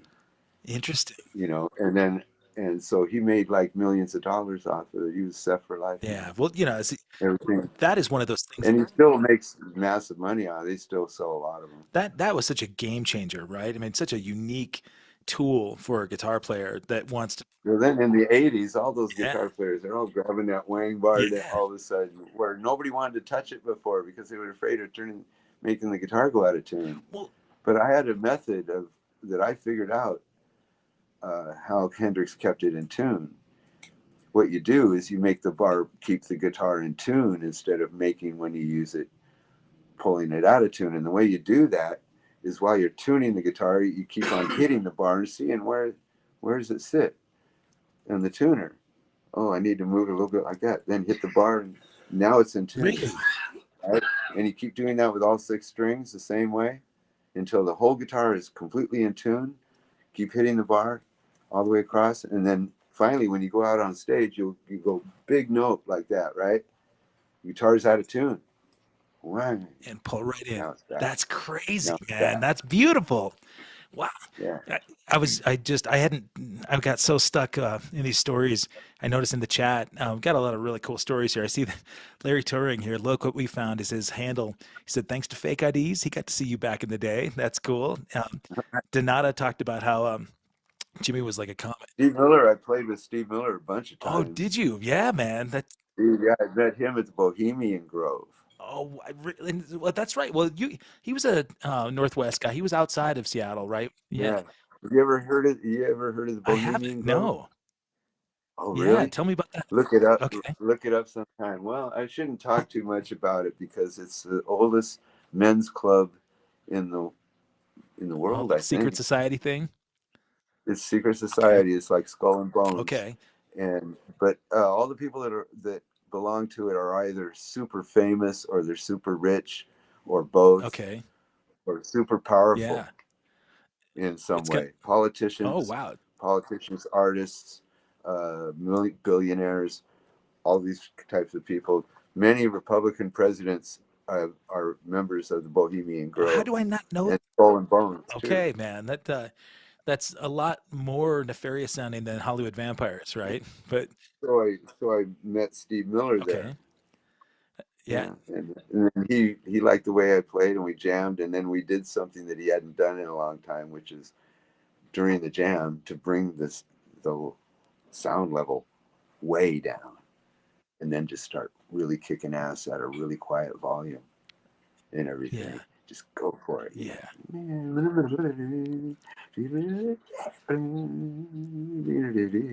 Well, and playing like that, and he goes, God, I remember doing that when I was younger. I haven't done that in so long. When you do that live, that's the greatest feeling, right? Because you take the people with you on a journey. I mean, Hendrix had that kind of vibe going on, right? Where he'd go. Right. He didn't always play. Everybody always thinks of him as bombastic and playing loud all the time, but no, he didn't always do that. Man, when he bring it. In fact, very rarely. He only did it if the song called for it.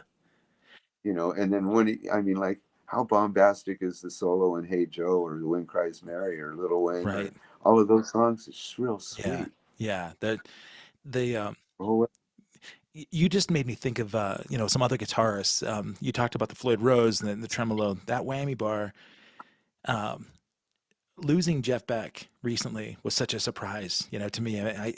I've been playing with Jennifer Batten since 2005 up here in the Northwest too. Oh my God, Jennifer introduced me to Jeff on my birthday. Really? No kidding. At the Paramount. Man, at the Paramount. If I had known that, I would have had her hop on. She and I were talking earlier today, and I didn't even mention that we were doing the podcast, but she's a dear friend. She came to Portland in 2005 because she'd been touring with Jeff Beck and she wanted to get out of LA. And she went downtown to some jazz clubs. And it's funny because she asked them, "Hey, I'm looking for a drummer. I'm looking for a more Bonham guy, you know?" And so two different people she talked to gave her my number. And she called me and she said, "Hey, this is Jennifer Batten. I'm looking for a drummer for the World Guitar Congress in Baltimore." And I'm like, "This isn't Jennifer Batten, whatever." And she goes, "Well, I can call somebody else." And I'm like, "No, no, no, no." And it was crazy, Randy. You'll appreciate this. Wow, that's way She's cool. She's one of my favorite Well, musicians. that's what these guys. So at the Congress, it was John Scofield, Eric Johnson, Dick Dale, like amazing world, iconic guitarists. All Scofield wanted to talk about was her time with Jeff Beck. Eric Johnson comes up to me and he goes, "Dude, she's got the greatest tone in guitar." And I'm like, "But you're the tone guy, you know?" But Yeah, she losing Jeff. she does. She's so good. At times you think you're hearing Jeff Beck. It's Right. not Jeff Beck. It's her. Yeah, I know. That's And then she's doing some of the more difficult parts, yeah. turning the keyboard part. She's got a synth on her guitar, and she's doing the synth parts on there too. That's exactly that. You know, She was doing the Jan Hammer stuff. That's where she.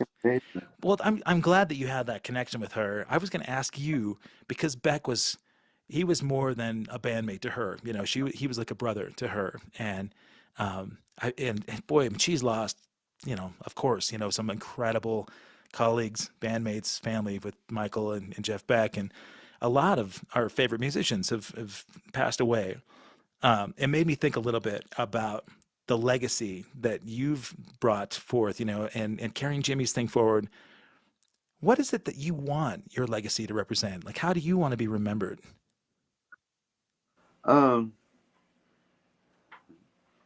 Probably,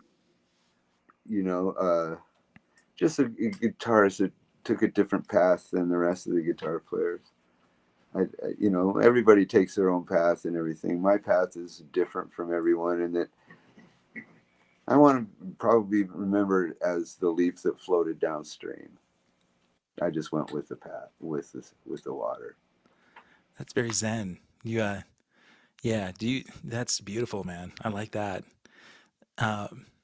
Can I ask you, just knowing, of course, Hendrix is your most prominent inspiration that people get to see. If I just throw out some guitarists out there, maybe give me your impression of like their most remarkable performance. They're on record. If I All if I right. mention Jeff Beck, what's your favorite Beck composition? Oh, there's this one. I don't know. This one that goes. I don't know what the name of it is. It goes da da da da da Oh yeah, da um, da da. yeah. It's a I can't listen to that song. I tear up every time I hear it. and I can't believe I can't remember this. It's a gorgeous song. Yet when he plays those notes, because there's a chord in those, it sounds like a horn almost. It sounds like a saxophone. He's playing that guitar. Yeah, Um, yeah, and it's just the melody is so beautiful, and the way he does other little tricks. Dan dan yeah, dan or dan. He does this little bend that's really weird, and I go like, "That's cool." yeah. That's And he's done doing this stuff, and I'm going like, "Where's this coming from? Where are you getting this? yeah, What inspiration made you come up with that? It's so cool." The guy always amazed me every time I saw him play live. I was like, yeah. I need to It's practice. crazy too because his sound changed so much, right? He evolved. Bolero. No, that's not it. No, it was not Beck's Bolero.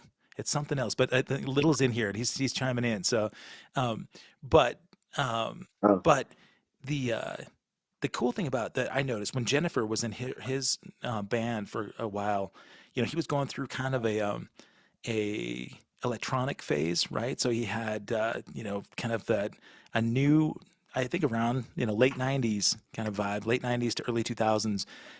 He was evolving and changing, and she said yeah. he hated practicing. He didn't want to play. He wanted to work on his cars all the time. That was where he got his Yeah, inspiration. that's It's it. crazy, man. But He's crazy about cars. yeah, I You could play it's like guitar anytime he wanted and just practice. In fact, he she came at did it with a say new slant every time from not practicing. right. That's well, yeah, From maybe being influenced probably he gets influenced by what everybody else is doing, and then goes, I think I'll take that and do this.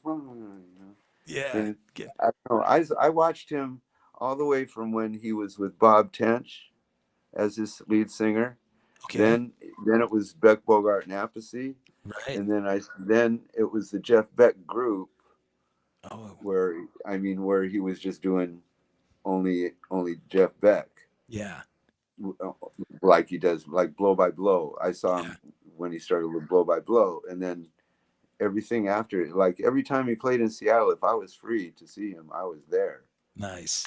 And he was always playing at the Paramount, so it was my favorite place to see a concert anyway. Amazing place, And man. he was great every time. And I remember the first time I went there, the stage manager of the Paramount is a guy I grew up with. He just finally retired there. His name is Mike Miles. And Mike came out and he goes, and I said, "What's Jeff Beck like?" And he goes, "He'll either be really great or he'll suck." Really? He goes, he's been known to have bad nights. Wow. He did not. Every time I saw him, he never sucked. Yeah. Not one. I've never seen a stock performance from Beck, and I mean, we've all had our worst nights, but even your worst I think night. what it was is it was his reputation for being angry. Oh yeah. Or things aren't going well on stage, like on that movie where he busted his guitar and threw it in the audience. He didn't look too happy. You're right. That hasn't happened to you? You've never done that? Oh yeah. Yeah. No, I've busted many a guitar. I've gotten really mad. I had a guy give me a guitar that he made. It was beautiful in Portland, Oregon, at Really? the Paramount. Yeah. And and it was beautiful. He worked a long time on it. And then we did Manic Depression as an encore, and I fucking lost it. And I just smashed the thing Oh right there no. on stage. I broke it right in front of him, and then I go, "Oh my God, that guy just made this. Well, what have I done?" I completely saw red. Oh my I try to avoid that song because I lose control when playing that song, because the song to me sounds like a whirling dervish. It does, yeah. You're just going like, it just keeps going like that. And I get wound up in it, and then when it gets to the solo part, it's like, I can do anything I want right now. And what I usually end up doing by the end of it is smashing my guitar. I've smashed so many guitars during that song. Oh my Just God, losing man. Well, at least you don't punch your bandmates, right? Like when you go nuts. Yeah, I take it out on the guitar. How about I only punched one person in my whole life, besides in the 6th grade, a guy who kicked my hopscotch marker under a portable. But the only other person I ever punched was a guy at the meet and greet over in Germany. He kept slugging me in the arm, like that, Yeah. and it hurt every time he did it. And finally, it was starting to bruise up, and everything. And I looked over and I go, "You hit me one more time, I'm going to hit you back." So he hit me one more time, and I hit him right here. Jeez. And I got all these rings on and everything, and I'm sure I left an imprint, but he went down laughing. Oh my God, man. I don't know if he was drunk or what, but he went. I put him down on the ground, and he was laughing. It was probably hammered. One of the Germans, man. Yeah, then I looked over at Kevin. I said, "Meet and greet is over." Yeah. Like that, and then I left. Isn't that a drag, man? One person's got to ruin it for everybody else, man. How about if I name some other guitarists? You mentioned Blackmore earlier. What's your favorite Blackmore performance? Oh, that's easy. Yeah. Cal Jam. Really? That's your okay? Right on. That's because he busted up 3 Strats and threw them in the audience. Yeah. And then he blew up his amplifier and threw the amplifier in the audience too. The bombast. That's what you like. All and right. Guess what? Guess who's got that amp head? You do not. No kidding. You don't use that though. That's just in your collection. Yeah, I use it. Really? It's a Marshall Major. It's not even a Marshall Super Lead or 50 watt or anything. It's a Marshall Major, 200 watts. And you bring that on the road with you? Uh-huh. Wow, that's crazy, man. Well, in the U.S., Yeah. but I don't bring it over to Europe. No, you don't want to been ship there since the beginning of its life, probably. Yeah. But it's a very old one. It's actually, this is what's funny about it. It says JL on the side of it. For John Lord. oh, of course, yeah. Wow. John Lord used to play through Marshalls. Yeah, that's right. Not playing through Marshalls at Cal Jam, What? right? Wow. So Yeah. I think what happened is Richie said, Richie usually set up 2 amps. He had 3 amps set up that day, and the one that blew up is set up ahead of the other 2, away from him, Oh because he yeah. knows he's gonna blow it up. God, that's crazy, And man. so I'm sure he went over that anymore. You mind if I have some fun with it or something? And I'm sure John didn't know exactly what he was gonna do, but he blew the fuck out. Yeah. And then That, the I head like that. went on the ground, and it was all singed. It's still to this day. There's a bunch of melted parts on it Really. and everything, and he threw it out in the audience. Well, it ended up coming to my amp guy, repairs amps. He bought it off of the guy, and then he had another amp that needed a certain transformer that I had, and it's the only one he knew that he could get. This one for that one, and a guitar or something like that. No, I think $1,000 I traded for that amp head, and I played Smoke on the Water through it, and I went like, "Whoa, that sounds really good," And Oh, so I started using it, and it became, then I figured out all major. So part of Jimmy's sound was a Marshall major. yeah. And now I can really get it. Now I can really get that sound, with all you have to do is have them, with a fuzz face is tricky because you get in the right, they all sound a little bit different, but if you get the right one, you can get it to, without a fuzz face, you can't get that note in Machine Gun that just goes, and it stays up there like that. And when I was able to start getting some of that shit, I was going like grinning ear to ear. Next level, Like, man. it's like I'm kind of like a collector, having something. I've got one of Jimmy's wah-wah pedals. Do you really? Yeah, that's the only thing I have of Jimmy's. I used to have a necklace that he had, but someone pulled it off of me and ran away with it. Oh shit! Oh my god, it was a little silver on a silver chain. It was really neat. Janie gave it to me, and she gave it to me. Man, I was just thinking. You mentioned having those pieces, those sort of memorable pieces of him. I know that you had actually played with some of his bandmates too, right? Didn't you have Mitch playing drums for you for a little bit? Yeah, I had Mitch in the Experience and everybody in the band of Gypsies. Oh, and one day we played with the same time. Really? It was Memorial. I think it was.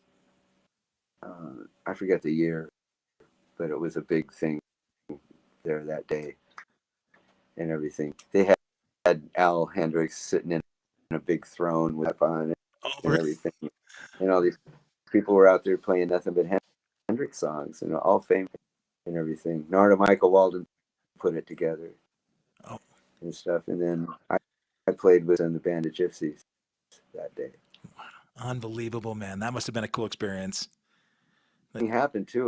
A lightning bolt hit a tree right behind the stage and caught it on fire.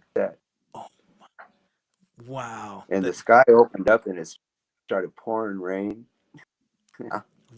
Unbelievable, man. That's like his spirit, coming back through. And didn't you have a rough patch with Mitch, like on a gig somewhere?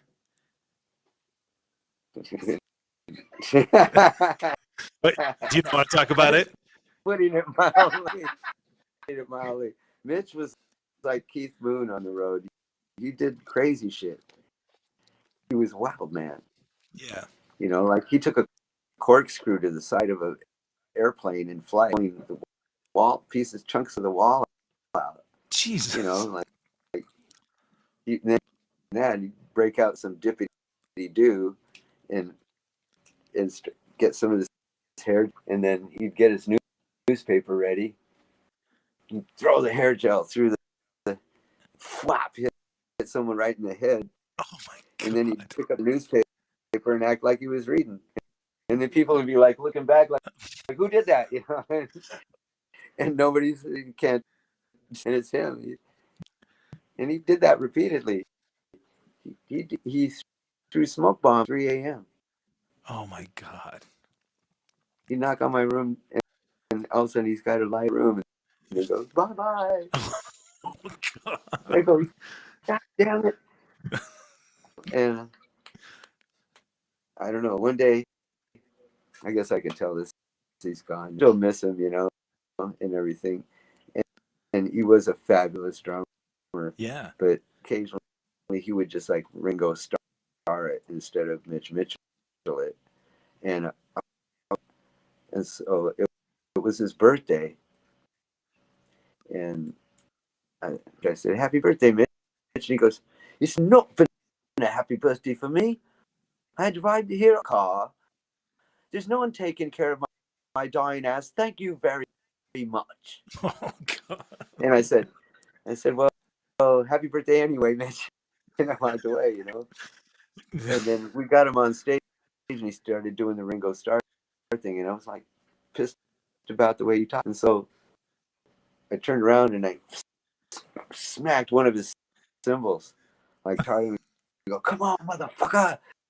Like that, and they started with some blistering lead, and he starts into his Mitch Mitchell thing, you know. And I woke him up. Cool. There you go. You drew it out. But then I turned around and I started singing, and I'm seeing drumstick. Drumstick. He's missing me, you know. He's just fucking missing me. Jeez. And then I walk around, I was going crazy out there, and I'm outside, you know, and I'm just all fucking sweaty and everything, just standing on the inside. And I go, Mitch, come on out here. And he goes, oh, I see. Come on outside and catch pneumonia. Come on outside and catch pneumonia with me, Mitch. And so he comes out there, you fucking little limey mother, you know, and everything. And then I just had it for too long. He was rude to me so many, and everybody else he'd been rude to. That all he was interested in at this point was, what kind of drugs have you got on you? What have you got? That's my favorite drug, whatever it is, you know. And then, yeah. And so the next morning, Kevin was in my room, and I said, "Could you call Mitch up and get him down here to my room?" He goes, "Yeah, okay." And he got Mitch to come into my room, and I went up to him and I go, "Hey, Mitch, you've been really mean to everybody else, and as far as I'm concerned, you're nothing but an ass. You know what? You can leave anytime. I don't care." And he goes, "You're right. I have been an asshole." Why'd you have to say that? God damn it. Wow. I was waiting for a fight. I was hoping. Yeah. And I go, "Yeah, fuck you, motherfucker," you know? Yeah. Like that. And he copped to it. But he copped to it instead. Wow. And then he was okay to him, I think, because his ego was all bent out of shape. You know, and also he missed Jimmy, his best friend. Yeah. And Mitch was a child star, and so he was used to being coddled too. I don't think it ever really stood up to him like that in the same band that he was in. And I finally did, and then it changed him, and he was a little. He still, I mean, like he still tried to smuggle a fucking flamethrower into. You know, he had a flamethrower in his luggage.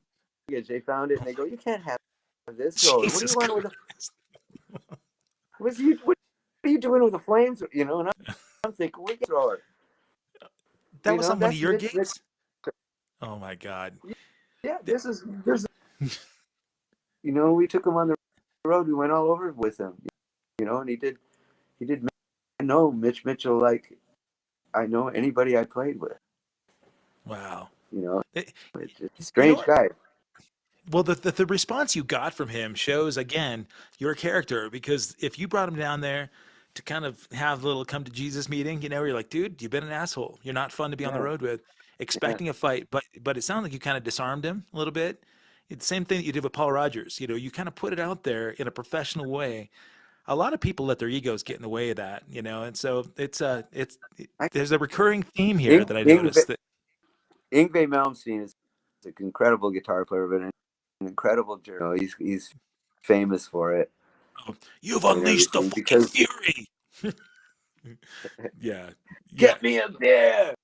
He just yeah. yells. That's our favorite line. Is you just walk into the room and somebody, oh, here you are. You know, and then he's always looking for the one pursue him. You know, and he doesn't care how pompous he comes off or anything. And fine, and that's who you are.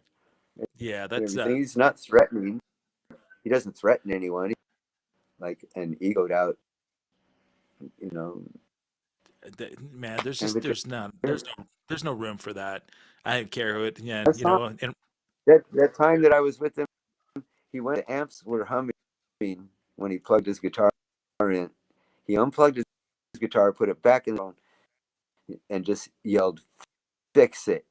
And then walked off the stage. Jesus, The yeah, roadies, he said, "I can't play through that," and I yeah, knew what was wrong with it. Played through 3 amplifiers. You have to take the ground off of two of them, and or else they fight for ground, and you can get electrocuted that way.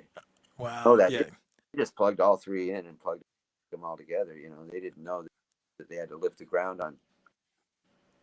yeah. And Well, I could have fixed it for him, but I'm glad you didn't. I didn't say Yeah, a word. no, I wanted to let see how this is going to play out. He went yeah. back up there. I'm never playing through Fender again I like blamed it that. on And Fender. that was Okay, it. He was nice. playing Yeah, through Fender amps, and he said, "That's it. I'm never playing through a Fender amp ever again." but it had Fuck nothing to that. do with the amp. It was It all had just nothing to do with the amp. yeah. That man, if you could assemble a dream band, you know, give me so you know, you've got unlimited budget. You can bring people back from the dead if you wanted to. Give me your dream band: drummer, bass, guitar, keyboard, vocal. Wow. Damn. Well, I might want Elvin Jones because that's who Mitch Mitchell liked. Yeah, great drummer, man. Wow, They get awesome. Elvin Jones as a drummer. I like that you started I with would that. want. Thank you for starting with the drums. Yeah, yeah. I think I would. It's a cross between Whistle and um, shit. 3 Billy Cox. I would love. I love Billy Cox's playing. He doesn't even consider, but it's either him, John Entwistle, or Tim Bogert, Oh, nice.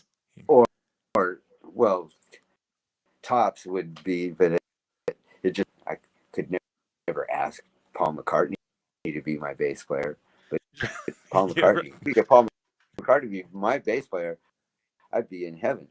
Yeah. I'd be like that. And then what's her name from No Doubt would Oh, Gwen I Stefani. like the way she sings. Yeah, Gwen Stefani.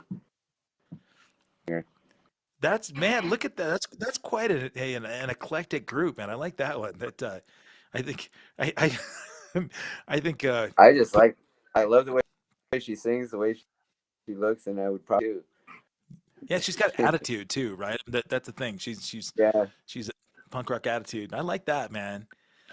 What's something I love to find out from people at the end of a conversation, man. everybody that thinks they know Randy Hansen, what might they be surprised? What's a guilty pleasure or something that might surprise them about something you're into? Uh, well, I love to ride. Uh, I got it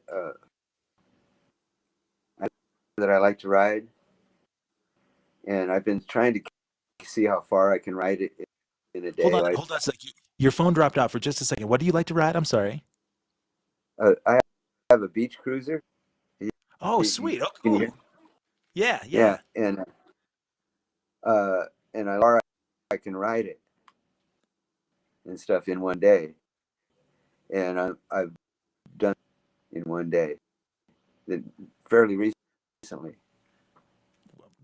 So that's more than once now. I like to ride my bike grandson's baseball games, and I did Right. one time, really quite a ways from my house, and I rode up to the game, after it had already started, and I'm sitting on the bike, and he's like, "Grandpa, did you ride here?" And I go, "Yeah," and he spun around to his friends, "My away from Auburn," and I go like, Hubbard.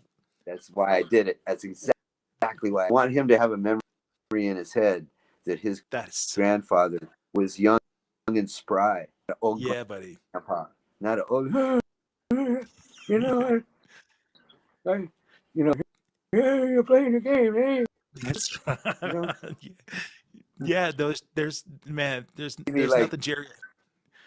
because I'm tricking myself into being, I'm doing a guy, I'm trying to come off like I'm younger than I really am. I mean, Buddy, my hair, you're still doing the flips on stage, man. I've seen recent footage of you, man. You're still doing all the antics on stage that somebody in their 20s would be doing. So I'm impressed. I used to do a lot. You know what a kip is? Yeah, Where you roll onto your back and you kip to your feet. My yeah, hands while holding the guitar. But one time I dislocated my knee, hurt like hell, yeah. and I stopped doing that trick after that. I was Yeah, the second that's person. I stole that trick where they flip the guitar over. yeah. I stole that from this guy in San Francisco. His name's impersonator of that trick, right? And I And went what and was his saw him name? one Sorry. night, and he did it. The He phone was in broke a away band called for just Chumby. oh Chumbeat. Okay. Yeah, he was in this band called Chumby, and he did that trick light so fast that when he did it the first time, I wasn't sure I saw that. Did it again, I went, "Wow, that's a cool trick." Yeah. So I went home and that trick myself, and then I went out and started doing it on my tour. Next thing I know, a video from Cinderella Oh, that's right. did the trick, Yep. and I thought, you saw me do that, Yeah. because you were not in San Francisco. Right. Cinderella is not from San Francisco. Right. Okay, that is, it's a good trick, and then it went viral for real. Of course. Now you see that trick only is the guitar flying off and Right. I crashing was just on. the strap. Yeah. how it can always go wrong, or you get hung up Right. with the strap. That's yeah, man. Thank But goodness for I YouTube. stopped doing that trick. I stopped doing that trick because where you grab the headstock and shove it like this, and it comes the opposite way. Well, I reached Yeah. for the hit me right here Ooh. on my thumb, and it Oh. hit a nerve, and it was like Oh yeah. bright pain. And then afterwards, we were doing Mitch Ryder when this happened, and after the show, I couldn't stop holding. Kept just throbbing God, and everything, man. and to this day, it still hurts. And that was That's show happened like 30 years ago. wow. 30-year-old war wounds, man. Well, you've earned your stripes, bro. You have, man. I I, you know what? I got to tell you, man, I am so grateful. Thank you, Kevin, too, for helping facilitate this. I really admire and respect everything you've done over the years, bro. And even more so, I really love your character. It means Yeah, something. Really, it's fun to hear these stories that, when you hear about the assholes that are out there on stage, you're the guy that's disarming the assholes and actually trying to get goodness out of people. So we need more of that. you know what? I've always tried to say that as far as what I am, the music Forrest Gump of this business. Forrest Gump. Yeah. I really, and but I get put in places where I can't imagine, why am I meeting these people? Malcolm McDowell. That is, he's an actor. Yeah, I know Malcolm McDowell. Actors and artists, and I know the fucking president of the Bank of America. Wow. All kinds of people, because of what I ended up doing. People were so curious, they wanted to come up and meet me, and yeah, and we know some people, which is, forget that they're famous. We're all, but I found that the people that you meet that are the most famous too, it's rarely, do you really meet the prima donna guy? Yeah. Who's just stuck on himself. They're just more insecure about their contribution than it's true. Other people are. They're just not so uptight. Like Jeff Beck is more interested in cars. Yeah. Yeah. Up there and try to talk guitar with him all night long. But if you bring up a fucking Stang or something like that, right, he's gonna be ears. Yeah. I'm bomb, and I said I really love that song Milk Cow, because I know everybody said Spirit. Nobody says Milk Cow. Right. That's the flip side of Spirit in the Sky. I won a lot of bets with that too. I bet you can't tell me the flip side of Spirit in the Sky. You win the trivia for that one every time, huh? Right. I stumped what's his name?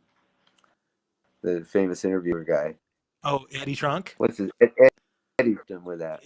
Yeah. I said, what's the flip side of Spirit in the Sky on the 40? I don't know. Yeah. They only know that song because it's a one-hit wonder thing. Right. Yeah. But I like the other song. It's really silly song, Chester. Yeah. You still can't get me. It's really kind of. You still can't get me off Hey Joe, man. My head is still stuck there. But I see that in the chat, Donata says he knows the organizers for Vancouver Island Music Fest. So he says, I'm sure they'd love to have Randy here. Yeah, guys, if you're watching this and you got contacts, go to the link that I posted here, randyhansen.com. That link or the contact form that is, Kevin in that, Kevin's his manager. He'll get that contact info. Make sure that everybody on the planet knows who Randy Hansen is, all right? Because I'm grateful to get to meet you, buddy. Thank you so much for pulling that guitar down and playing, man. Grateful to meet you too. Man, I'll be seeing you.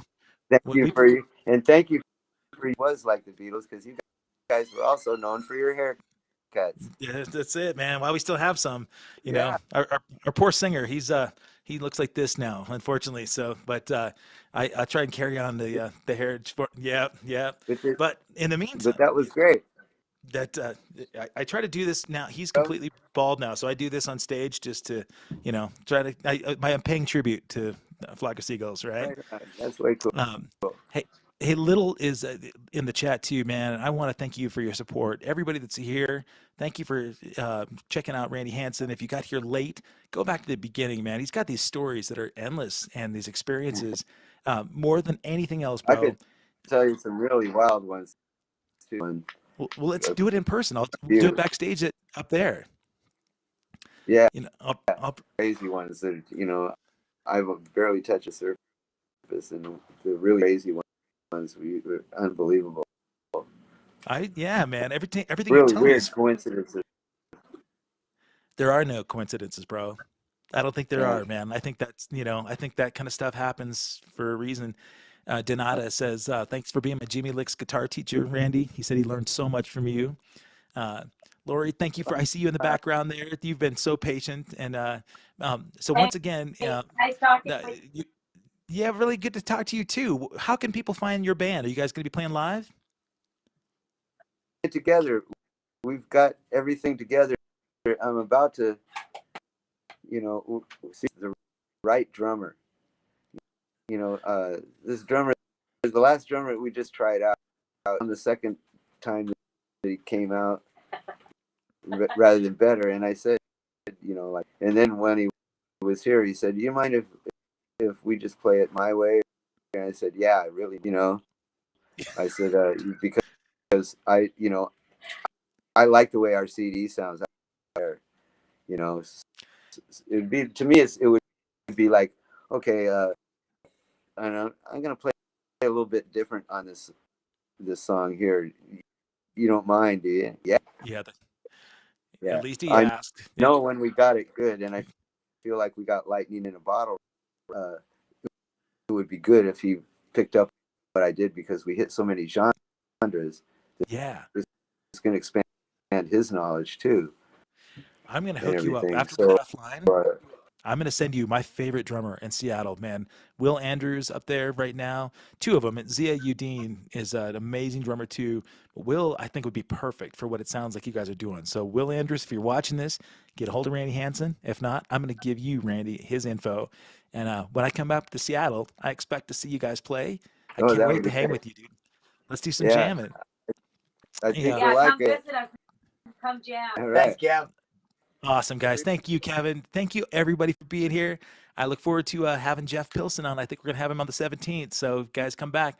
Go to accesskevin.com if you want to watch the archive of this show and any other of the 277 other episodes I've done in the last 2 years. So, Randy Hansen, thank you so much, buddy. You guys have a beautiful day. Be good humans.